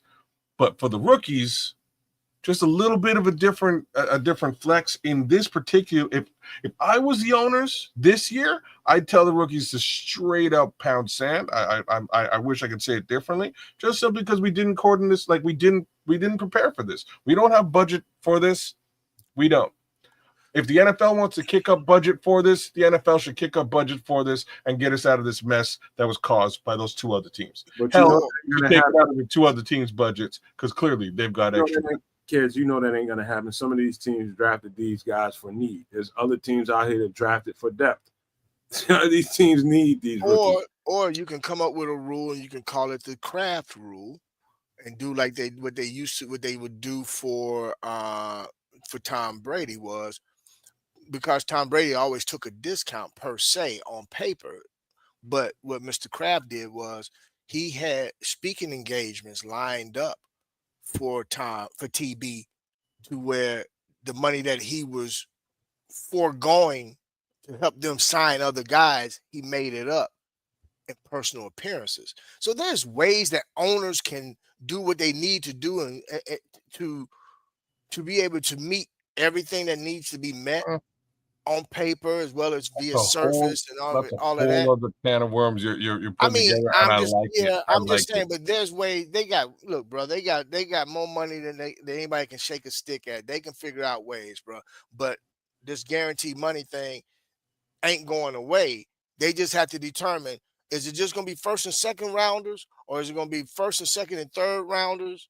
That get a certain level of guaranteed money. After the third round, there is no guaranteed money outside of your signing bonus. Whatever the case is, they're gonna have to sit down with the Players Association, with the union, man, and figure out what can we do so we don't have this issue again. Yeah. Well, like I'm saying, next year, you pay them the guaranteed money, you budget for it, and away you go. Like, that's what I'm saying. Next year makes perfect sense. This year, out of the woodwork, nobody was talking about this. Oh snap, y'all did it, and everybody's expected to do it now. Ouch. I don't know if everybody has budget for this. Now, if you're looking at it the way that you just spun it, okay, maybe we can find funds elsewhere to dedicate to that player. That makes sense to me. That's one way of doing it. Again, if I was the owner or the GM of any of these organizations, I would push this back on the NFL as an organization itself. Look, this isn't a dispute between us and the player. This is actually a dispute with the NFLPA. Really? And that kind of rolls up to y'all. So maybe just for year one this year, you float the funds, and we toe the line next year. Right? Like that's my thoughts on it. We'll find a way. We'll find a workaround. Basically, find a workaround just for this year, because this is an anomaly year. Yeah. Next year, we will work it around and make sure that there's funds available. I mean, even if it had to be so much where, okay, well, we're not guaranteeing. What we're not going to do is we're not going to guarantee 3 years. We're going to guarantee 2 years, but then what we are going to do is we're going to increase your signing bonus. All that's guaranteed. So it's almost like you're getting a third year as a guaranteed year, but you're getting that money up front. So now, so after 2 years, though, there is no other guaranteed money in there. So it's up to the player to continue to perform with, outperform his contract, or come year 3, the team has an option. Well, hell, we don't owe him no way. There's no hit against our cap. We don't owe him anything. If they're not really panning out as we thought they would, we can cut bait. I got to give you two guys credit, man, because I didn't see this conversation going. I thought it was going to be hee ha ha. Yeah, they asked you to sign a participation contract, and I thought this was where it was going to go. But you guys had the bandwidth that I don't have tonight, and took it to a deep thought conversation, man. And y'all got into the weeds about what can be negotiated, how they can get this thing worked out. But I'm gonna knock on wood before I say this. In my just pragmatic mind, it all leads to me to believing that at some point here soon, and I hope this doesn't happen, but I can see the S word happen. A strike that happened. I think a move on the players' union head could happen. All of this stuff is on the table at this point. You can't dismiss any of it right now. I hate to have to be the one to say that, but that's where the signs are pointing towards. No, and you're not too far off, no, man, because this is something I was having a conversation with my pops about, which is so much money right now is being allocated to the quarterback. Mm-hmm. When we talk about salary cap money, certain teams, so much money is being allocated to the quarterback. So now there's other skill positions per se that are very important to a winning football culture. Now we have wide receiver, we have defensive ends, we have left tackle. Heck, for that matter, even right tackle is becoming even more of an important position on the field. We're talking about. Did I mention defensive ends? Mm-hmm. Let's not forget about corners. Defensive backs. We're talking about the corners, not so much the safeties as much as the corners are another position where the very important position that needs to be paid now. So at some point, they got to pump the brakes, because we got quarterbacks that are earning 50, 60 million a year that haven't won a playoff game. But because they're the next man up, they're being paid more than the Patrick Mahomes or the Joe Burrows or these guys, because they're next man up, but haven't necessarily won what these guys have won. So you're literally getting to a point where you got so much money being allocated to one position that other positions, key positions, are being cheapened or forgotten about, or asked to take a reduction in pay. But yet you just paid that guy over there $58 million a year, and we know that guy ain't really worth $58 million a year. But because he was the next man up, you had to give it to him. Running backs and linebackers taking that exact open hand slap in the goddamn mouth. Yeah, but you see where a strike is not something that I can say I couldn't foresee happening, because something's gonna have to give here soon, bro. Something's gonna have to give soon, because you got quarterbacks taking up almost a third of the salary cap. Well, if not a third. So what happens is you lose, right? Like, that's what happens. So we're just look at and let me knock on some wood. Just look at Kansas City. Kansas City been going to the Super Bowl, winning the Super Bowl. They paid their guy big money. Everything is good. But he restructures to help the team. Brilliant guy, brilliant kid, he man. Restructures to help. He also structured a 10-year deal. Restructuring, bro. Yeah, that's why he signed a 10-year deal up front early, so he can play around and make for some room for, like, when you need to sign a Trey Smith and whatever. But that's it. Like, that's we're losing. Let's move this money around so we can keep some of these guys and make sure that we're not losing next year. That's what smart organizations do, kids. Yeah, That's You know what what you I'm do. saying? But at the same time, all these organizations, we're talking about 32 of them, right? Yeah. All of them aren't so smart. So with that being said, that's why they're getting ready to have. Yeah, I could see within the next. When is the when do they have to redo the next CBA? The next year or so.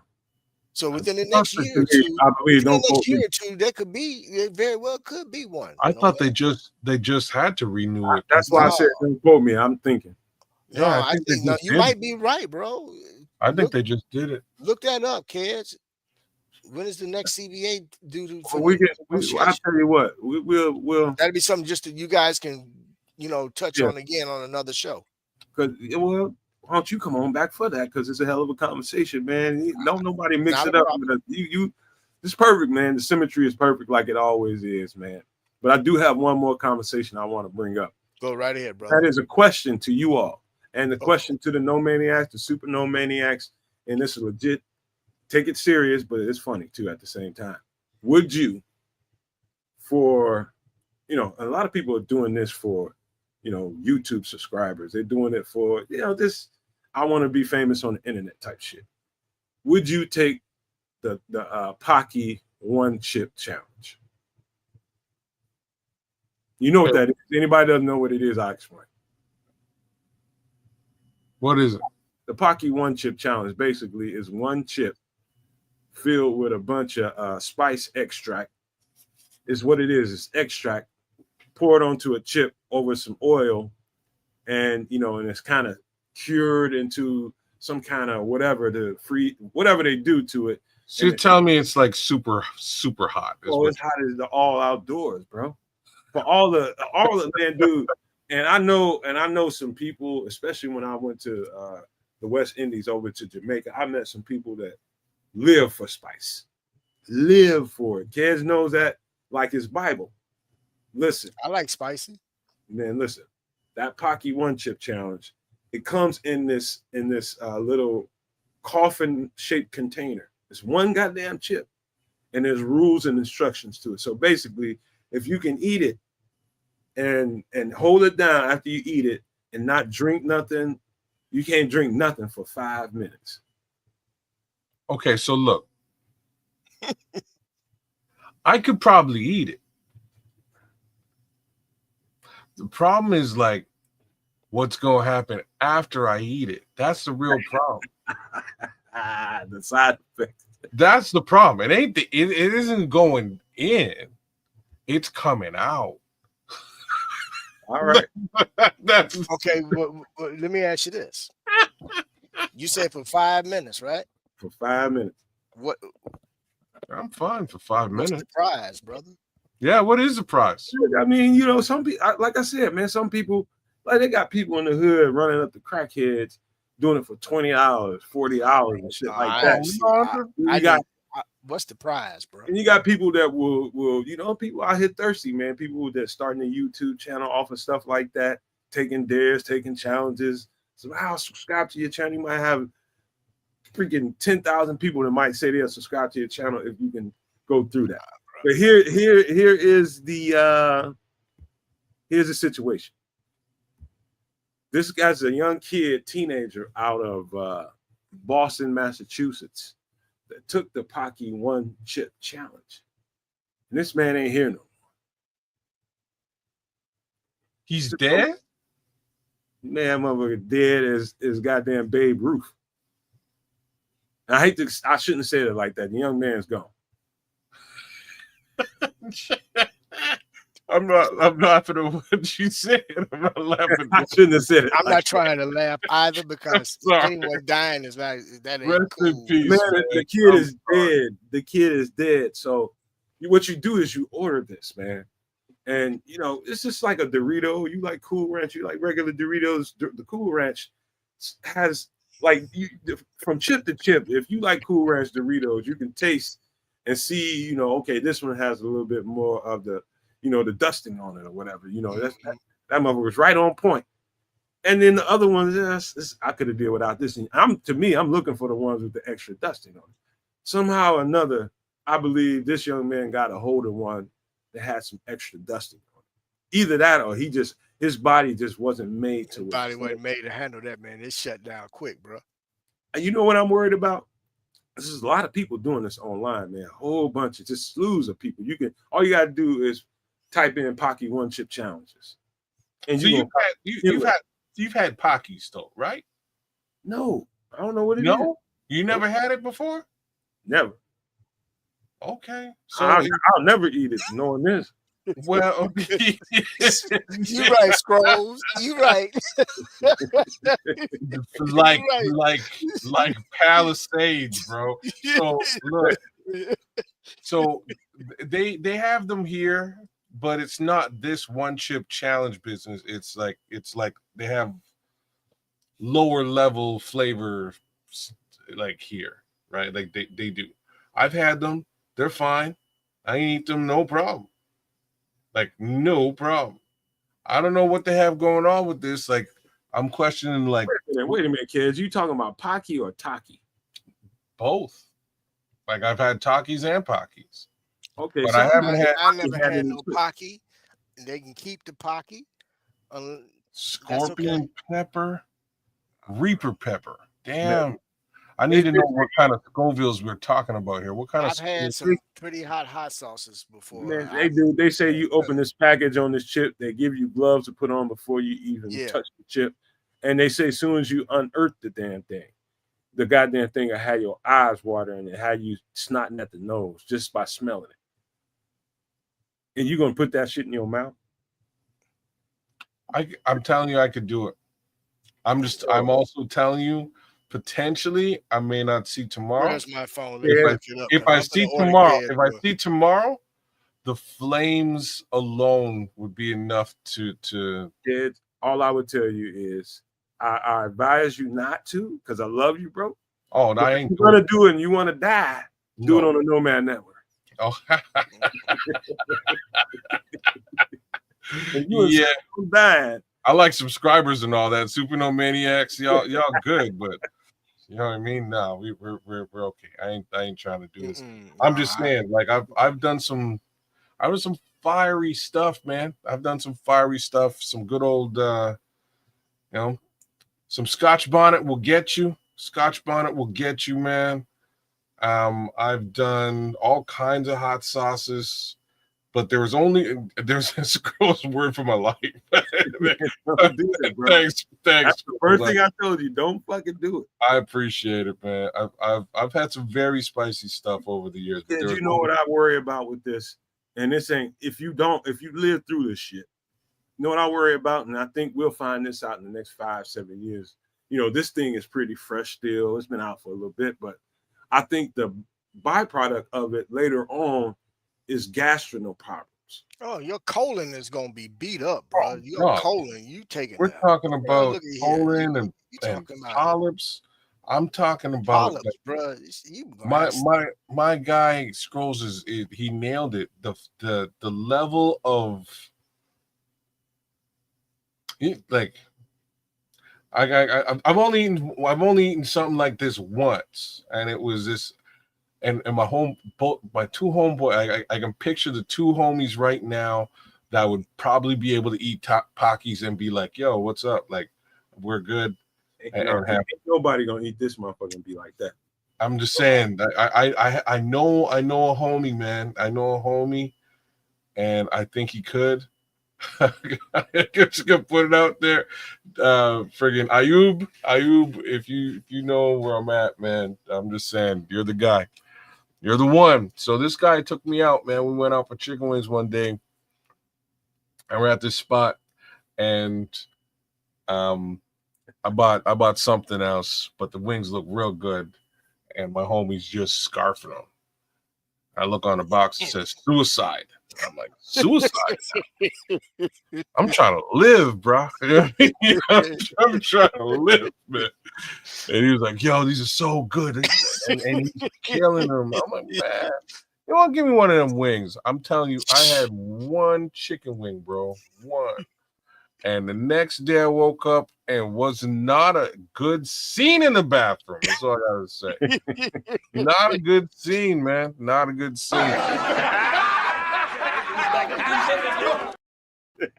my guy ate all of it. He ate must have been 20, 25 wings like that. And I'm Look here. Look,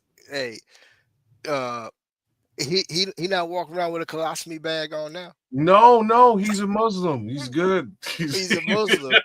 He had to change his religion after that. He had to change up. Yes, he should. Hey, Ooh, yeah, brother. ever, Spiritualism Oh, after Lord that. have yeah, mercy. if you ever decide to go down that line and you Bro. decide to do that live on the show, ain't no backing out of it. You know that, right? I may have to. Oh man. Ain't no I may backing have out to of it. Nope, it's gonna be Well, this. swallow it and shut the fuck up. That's what it's gonna be. I ain't trying to hear you eating that motherfucker. We get live. You eat it. Oh, bro, I'm telling you, man. I may have to I like find hot religion. stuff, bro, but you can have that pocky, bro. I'm good. I may have to find religion after that.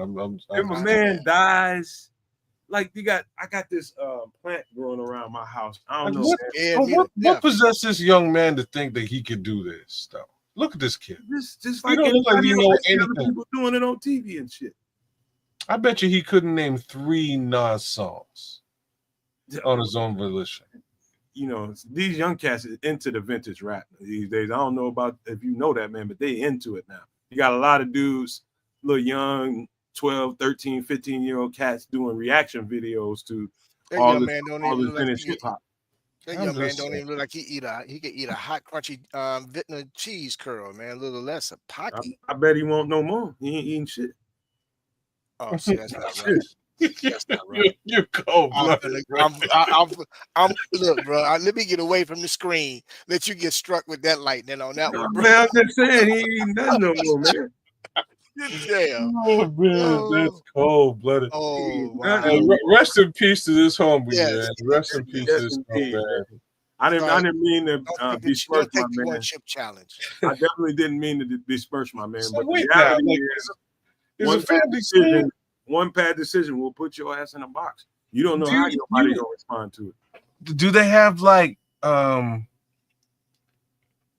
inside one extremely spicy tortilla chip? I'm just reading what's on the box. That's crazy. There's one chip in this box. So is there like a disclaimer that you sign off before you eat this? It better be. I'm pretty sure some shit. I'm trying to say, like, they should, like, his family should seriously sue these people. I'm pretty sure they had a disclaimer in there. Most motherfuckers just went right on past that shit, open that bitch up with them gloves, and start chomping on Wait, look what Scrolls put on there. it. Nah, Scroll's wrong. Now, Scroll, you just wrong, man. Ain't nothing wrong with that cat. He just made a bad decision. He ate a fucked up chip. But I think Scrolls is onto something, man. I wish I could say Stop it. I'm just saying. You gotta stop that, man. Scroll's wrong for even saying that. Look, I'm just saying. Like, nope. What possessed this man to do something like this? He don't look like. I don't think he could even like. Well, I tell you what, he's even had like one hot meal. Hey, you ask Scroll. Set your ass down. Y'all need to stop. Go ahead. You take the one chip challenge, and maybe you get a chance to ask that young man what the hell was he thinking about. Scrolls, ain't nothing wrong with that motherfucker, man. He just ate a chip and it cost him his life, man. Nothing wrong with that cat. He was a stud. He was a stud basketball player. I did a little reading on him, and from what I understood, he wasn't that bad in school. No, man. They didn't have no milk available, man. He needed some milk. Y'all need to stop, man. I'm for the go, man, because no man has been wild, man. They didn't have no milk. Oh man, that's too funny. Get this guy some Pepto Bismol. What y'all like? I see people's grandma eat this shit. Literally, I've seen crackheads eat it. I've seen normal motherfuckers, regular YouTubes, take the challenge and eat it. Crackhead ain't got much to lose though. I seen the crackheads the best because they ain't fucking, man. Crackhead, you could throw that motherfucker off a 10-story building here. I'll do the one chip challenge for a rock. Hey, think about it. Think about it, Bishop. Did you know one motherfucking crackhead that died during COVID? During when? During COVID. Name me one. I ain't seen that. All these motherfuckers, I think they multiply and have babies or something. None of these motherfuckers died, man. There's more crackheads since COVID. Crackheads are invincible. Ouch. Them motherfuckers ain't nothing killing them. These motherfuckers got the nuclear code. After the bomb hit this motherfucker, it'd be crackheads running around here like roaches. Well, their immunity system have been through hell already. So yeah, man, they different now. They whole structure, body structure, molecular structure is totally different. See, Andre Bryant said, yeah, it's a disclaimer to have milk and ice cream ready when you eat it. You got to have something. There's something in that box that tells people it's a warning. Too far when I said it needs some milk, bro. Well, I just mean, like, can't his family sue? Is really the only reason I was asking about a disclaimer, because, like, if I eat a chip and I die, I really hope somebody's pushing a lawsuit. Like, you know what I mean? Well, I really want to know how the chips are packaged, bro, because that thing should be able to eat through cardboard, man. Man, this thing is gonna be bad on anybody's body that ate it. It was a poor choice. In the next 5 to 7 years, whoever ate that motherfucker gonna suffer. That shit's probably tearing your guts up. Bro, look at him. Yeah. Oh man, AC Adams, shout out, bro. Shout out, bro. I got that one. That's a poor choice, man. I wouldn't. You could pay me. Ain't amount of money you can give me to eat that chip. That's a throwback to Ron Burgundy. I probably won't live long enough. I love that one. That was a good one. Somebody gave me $10-20 million for that. I might not live to spend all that money. Wow.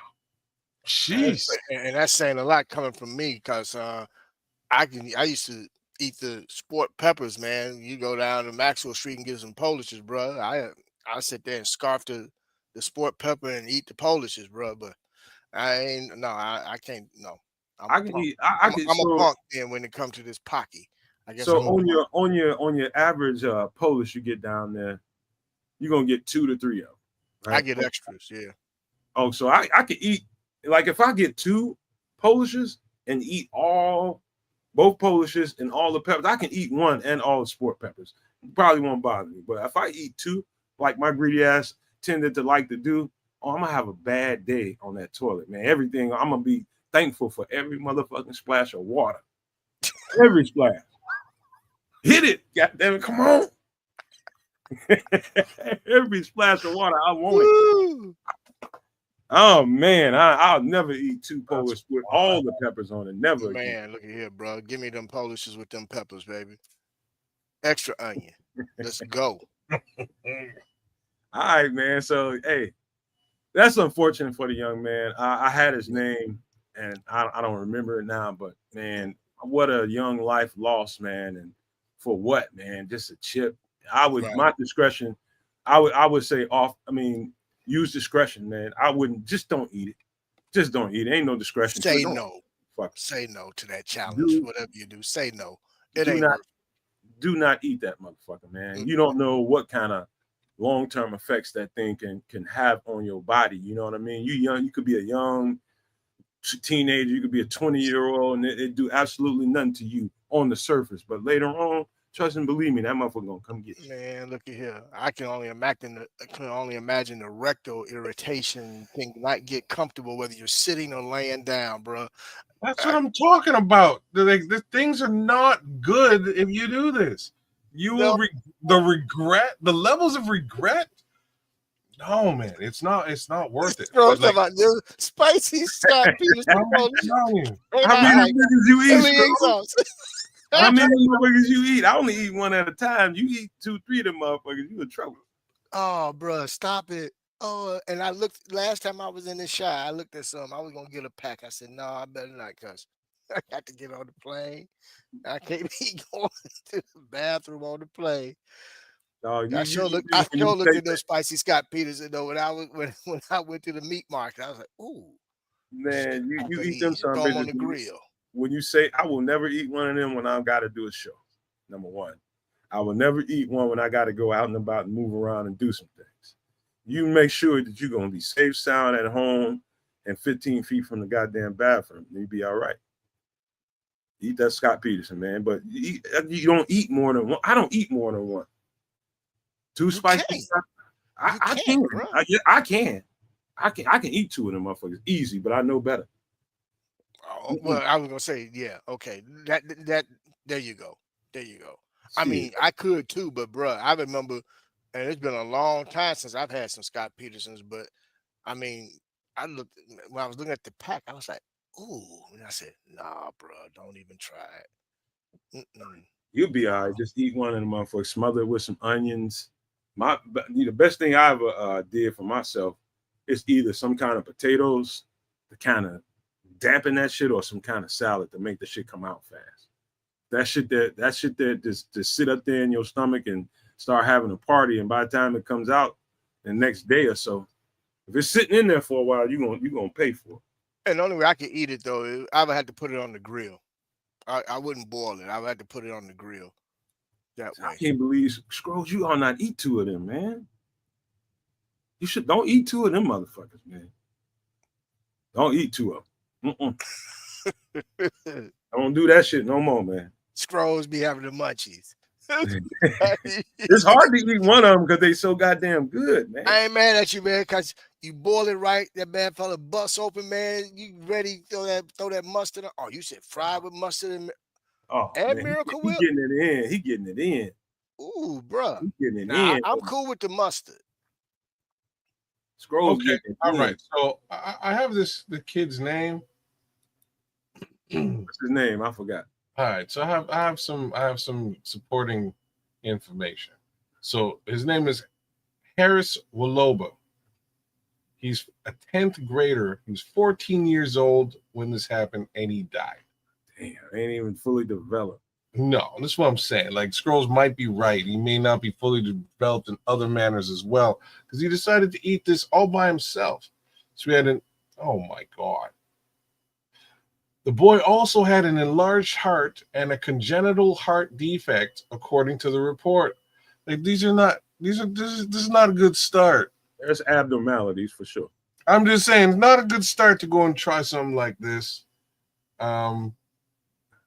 It took them almost a year to figure out why he died, but apparently they're not selling this anymore. This kids, you're trying to justify. I'm forbidding you from eating that motherfucking chip, man. I'm not eating the chip. I can't eat the chip. They don't even sell it anymore. Go for that shit, man. That shit being a straight up stab your ass in the heart. Right. You ain't eating that shit. I don't even want to do that shit, man. No, sir. I know. Look, bro. That's why I said, nah, I'll pass, brothers. Let me go get me a beef and some. Yo, they had 7 students. What's Polish going on in Minnesota? FFG style, where you at? What's going on in Minnesota, bro? He the one probably gave it to the motherfucker. He's out there selling these chips. I'm telling you, it's FFG style. FFG probably gave it to the motherfucker and dared him. So 7 kids went down. At least he wasn't by himself. 7 kids had took the challenge. $10 for a single chip each. Damn, $10. So FFG's out there just slinging chips for $10 a piece, and they can bank. And these kids are dropping like flies. Apparently, a bunch of them fell down, and this guy straight up succumbed to his injuries at his house all by himself. Poor kid. Peer pressure, y'all. Like, peer pressure is a motherfucker. Just put that out there right now. Be careful out there, kids. Man, it comes in many different forms. Yeah, I mean, fine, bro. It's some of the shit motherfuckers do. Ask Eberflus about peer pressure. Bro, we used to dare. I want to be a head coach. Hey, Bishop, we used to dare as a freshman in college. We used to dare anybody to. It was this plum Mad Dog. Motherfuckers used to sell. It was plum, not cherry, not grape. It was goddamn nasty ass plum, Mad Dog. We used to dare a motherfucker, and he's always a goddamn linebacker or offensive lineman to do the shit. It's always one of them motherfuckers to chug a lug one up. A whole brick up, just chug it up. You take it to the head, don't put it down till it's gone. You know how many times I've seen puke in the elevator, all in the goddamn day room, in the lobby, all in motherfuckers' bed, pillow. It's disgusting. Don't ever. Bro. Just give me my banana red, bro. If you see it in the liquor store, take it out and bust every motherfucking bottle. And Plum, I would, bro. Plum? This shit disgusting. Oh, bro, just the banana red, bro. Just the banana red. FLG say what you want to know. Oh, Look. Okay. Plead the fifth, FFG style. Plead the Yeah, fifth, man. bro. You the fifth, Don't do FFG. it. Don't do it, bro. Don't Wasn't do me, it. it wasn't me, man. Gave them kids that chips. Play that Shaggy for me, man. Plead the Why you fifth. get them kids them chips, man? Fucking around up there in Minnesota like that. That's too funny. Oh, mercy. All right, man. Look, we were supposed to have a really big, it was supposed to be a lot of guests on the show, but people had other shit going on. Sean Trips didn't have no internet. Sean had to do some other stuff. Don't know what happened to Samo, but listen, man, I'm so glad to see you on here, man. Bishop, we got to do it more often because this is always going to be home, no matter what you're doing out there, man. This is always going to be home, and just know the door always going to swing for you, man. Just know that, man. I'm always going to support you. We always going to support you and be behind you and whatever you do, man. Just want you to know that. Appreciate it, fellas. Appreciate it. It felt good, man. Had some fun. We got some chuckles in. We broke down some film like we like to do. We got real deep into it. You know, we got into the weeds tonight, Yes, which was indeed. good. We're gonna have to. We got to definitely pick it up again when we can get all the guys on here because I'm really, really curious to hear Sean as well as Samo's take, as well as Tripp's take on some of the topics that we touched on tonight. And the next time we get a chance to get together, we can expand and touch on maybe even a little bit on the offensive side of the ball. But because most of us are defensive guys and we love the defense, this is the most intriguing side for us. But either way, it's fun all the time. And I enjoyed myself tonight, man. And this was 3 hours of good times, brother. And I truly, truly enjoyed it. Thank you for having me. It was a blast. It was fun, man. And that was the show's intention, but we most definitely got into the weeds with it, and it was a good time doing it. On the offensive side of the ball. I can talk offense, but I know when to bend my cap towards somebody that can talk a little bit more. I'm gonna holler at my boy Coach T and bring him on for some of that.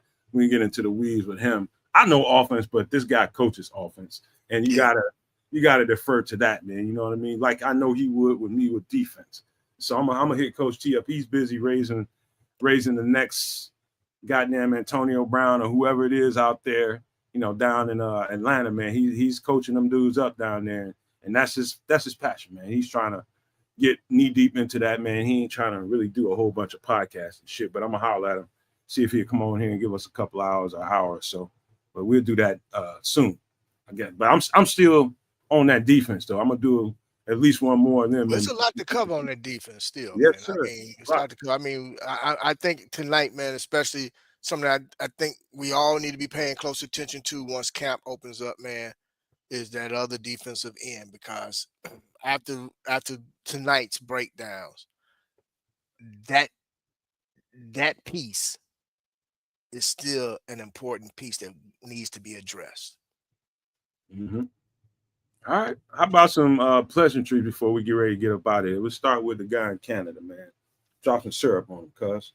Well, save the kids in Minnesota, first of all. We'll start right there.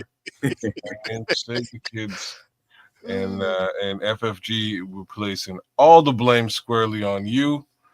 We'll get you on, FFG. We'll get you on either Sunday. We'll get you on either Sunday or next Wednesday. One of the two. We'll get you on here, bro. We teasing you, man. But thanks for representing with us. Big shout outs to the Bishop holding it down with us tonight. It was good to have you back. Good to chop it up with you as always. And what else, man? There's we went all over the map tonight, man. Talked a little defense, talked a little cannabis legalization in the United States of America. We talked about all kinds of craziness, including this young man who's passed away. May he rest well. Shout outs to Scrolls and AC Adam for holding it down with us late night. And Andre Bryant. Shout out to Trax and Darius for coming through. Shout out to both of them from the Chicago Sports Podcast, which is where you generally represent, my friend. So big ups to those guys for holding it down for you as well. Shout outs to me and Keds the Canuck here on YouTube. Definitely multi-streamed it again here tonight. Got some love over on that side too. By all means, jump over there, give me a like, share, and subscribe. I would appreciate it, as would my friend to my left. By all means, give him a like, share, and subscribe to right here on the Nomad Network. Shout out to D Rocket Dream Burns, Andre Bryant. Who else was with us tonight? Oh, the Melon Smasher was all over the chat tonight, keeping it very interesting. You know And who else would appreciate a shout out and some support? who? That little guy. Oh man, look at that guy. Triple R loves this guy. Goddamn baby Ken. We gonna need him on a t-shirt. They want to put him on a t-shirt, He man. needs to be on a t-shirt. Yes. Yeah, he's definitely coming on a t-shirt for sure. He's totally t-shirt material. The man got a bunion and everything. Yes, sir. He may have 7 toes too, but don't got too many toes and all, man. We gonna put him on a shirt. He might have 7 toes. Yeah, that needs to be on a t-shirt for sure. Definitely. Yeah, man. Yeah, give him a little bit of love over at Kenza Canuck here on YouTube. We would appreciate it for y'all who are on Kick. Give us a little bit of love over at the Kick side too, man. We appreciate you watching. Shout out to Bear Truth 9 and Richard Long and Minister Charles Johnson. Shout out to Patty Laura. Shout out to the Immortal Nudge. Shout out to Junior out there. Thanks for representing with us tonight. Shout out to Rick Lane and Dante Purify. I think I'll keep it. Oh, Terrence Williams was with us as well tonight. Yeah, we'll keep it short and sweet here tonight, man. Oh, Paul Rodriguez. I always skip you, Paul. And Marlon Johnson, he's a super no maniac. You should also be a super no maniac too.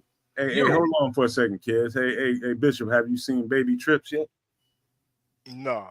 You ain't seen Baby Trips. Oh, Baby Trips. Hey, he cool as hell, man. Let me find Baby Trips. There you go. He's eating a whole goddamn baked potato. In that cookie. Raw. It ain't even baked.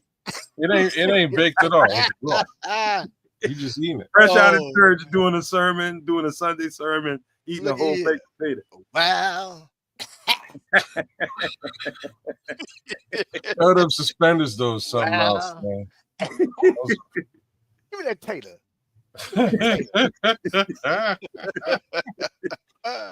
Oh man, give a little love to Illy Jones and Sophisticated Thoughts. Look here, man. Give me that tater, man. Give me that tater, man. You little fat ass. Oh, shout out to Caleb Daniels for coming through with a $10 super chat tonight. We appreciate that. Sir. Shout out to him, man. Hey man, but yeah, that's we'll keep it short but sweet. Thank you guys for joining us again on another Wednesday night for Extra Sauce. We will be back here, same bad time, same bad channel next week, and you'll also catch us on Sunday night doing the same darn thing. So one more time, man. Down to my guy, the Bishop. Any parting words? Look here, all I'm gonna say is this: we're all blessed to be a blessing. Make sure that you tell your loved ones that you love them. If you had odds with somebody and you got years with that person, at some point in time, make it right. Let it be known. I understand taking the distance. Sometimes you need that distance for your own peace and clarity, but also for theirs. But more importantly, we got to remember one thing. None of us are guaranteed to be here tomorrow. So enjoy today while you can. Love those that you can love. And there's nothing wrong with paying it forward either. Either way, what would Jesus do? With that being said, I want to thank everybody. To the No Maniacs, it's been a long time. You guys embraced me tonight. Thank you so very much. To the sports zoners that chimed in tonight, thank you again for jumping on and supporting these guys and supporting me as well.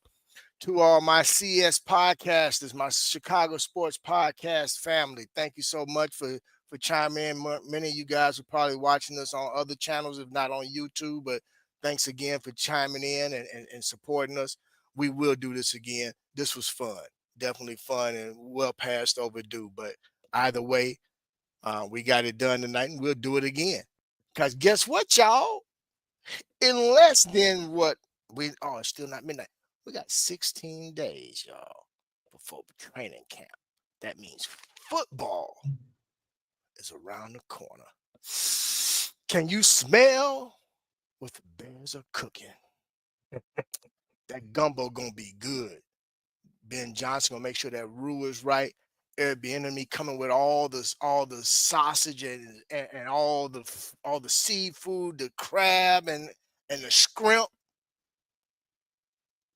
Oh, and Randall L, he coming, he gonna sprinkle his own little special sauce in there too. Man, baby, we about to cook.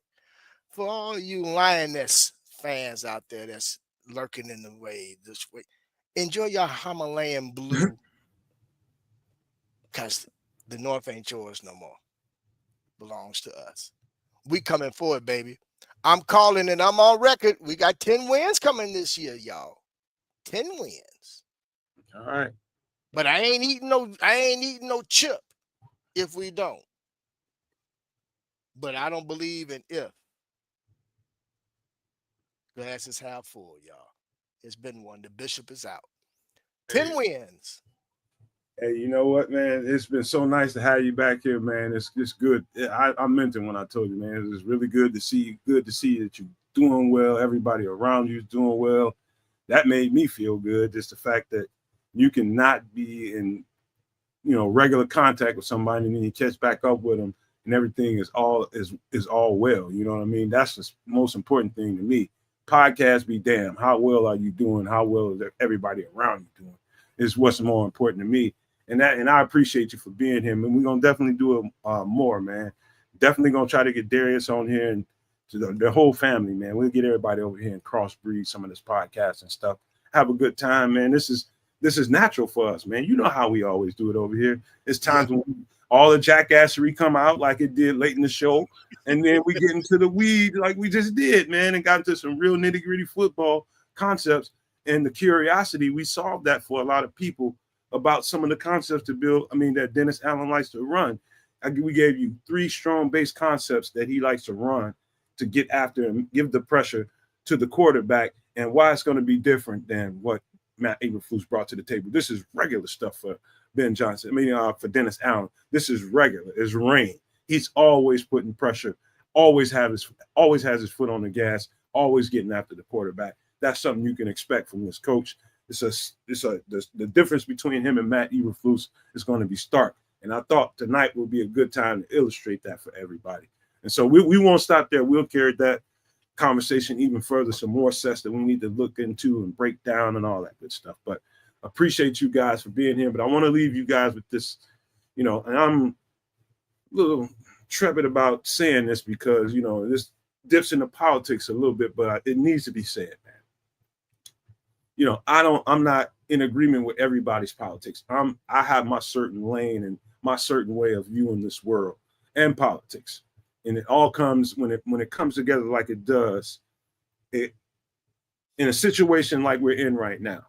What I'm telling you all right now is it might be, I'm not even going to say might, there's going to be a time in the very near future that you're going to have to lend a helping hand to somebody. Services are going to be cut. You're going to have different things that's going on. People ain't going to have benefits and different things. Like I'm talking about old people with too many kids and all kinds of stuff. Even Latino people. I don't care. I don't know how people feel about Latino people, but they're being harassed and marginalized out here. You might have to open your home for somebody. I don't know how far you're willing to go to help somebody in need, but I'm the type of person, I give you the shirt off my back if you need it. I put all that stuff goes to the wayside when it comes to somebody in need.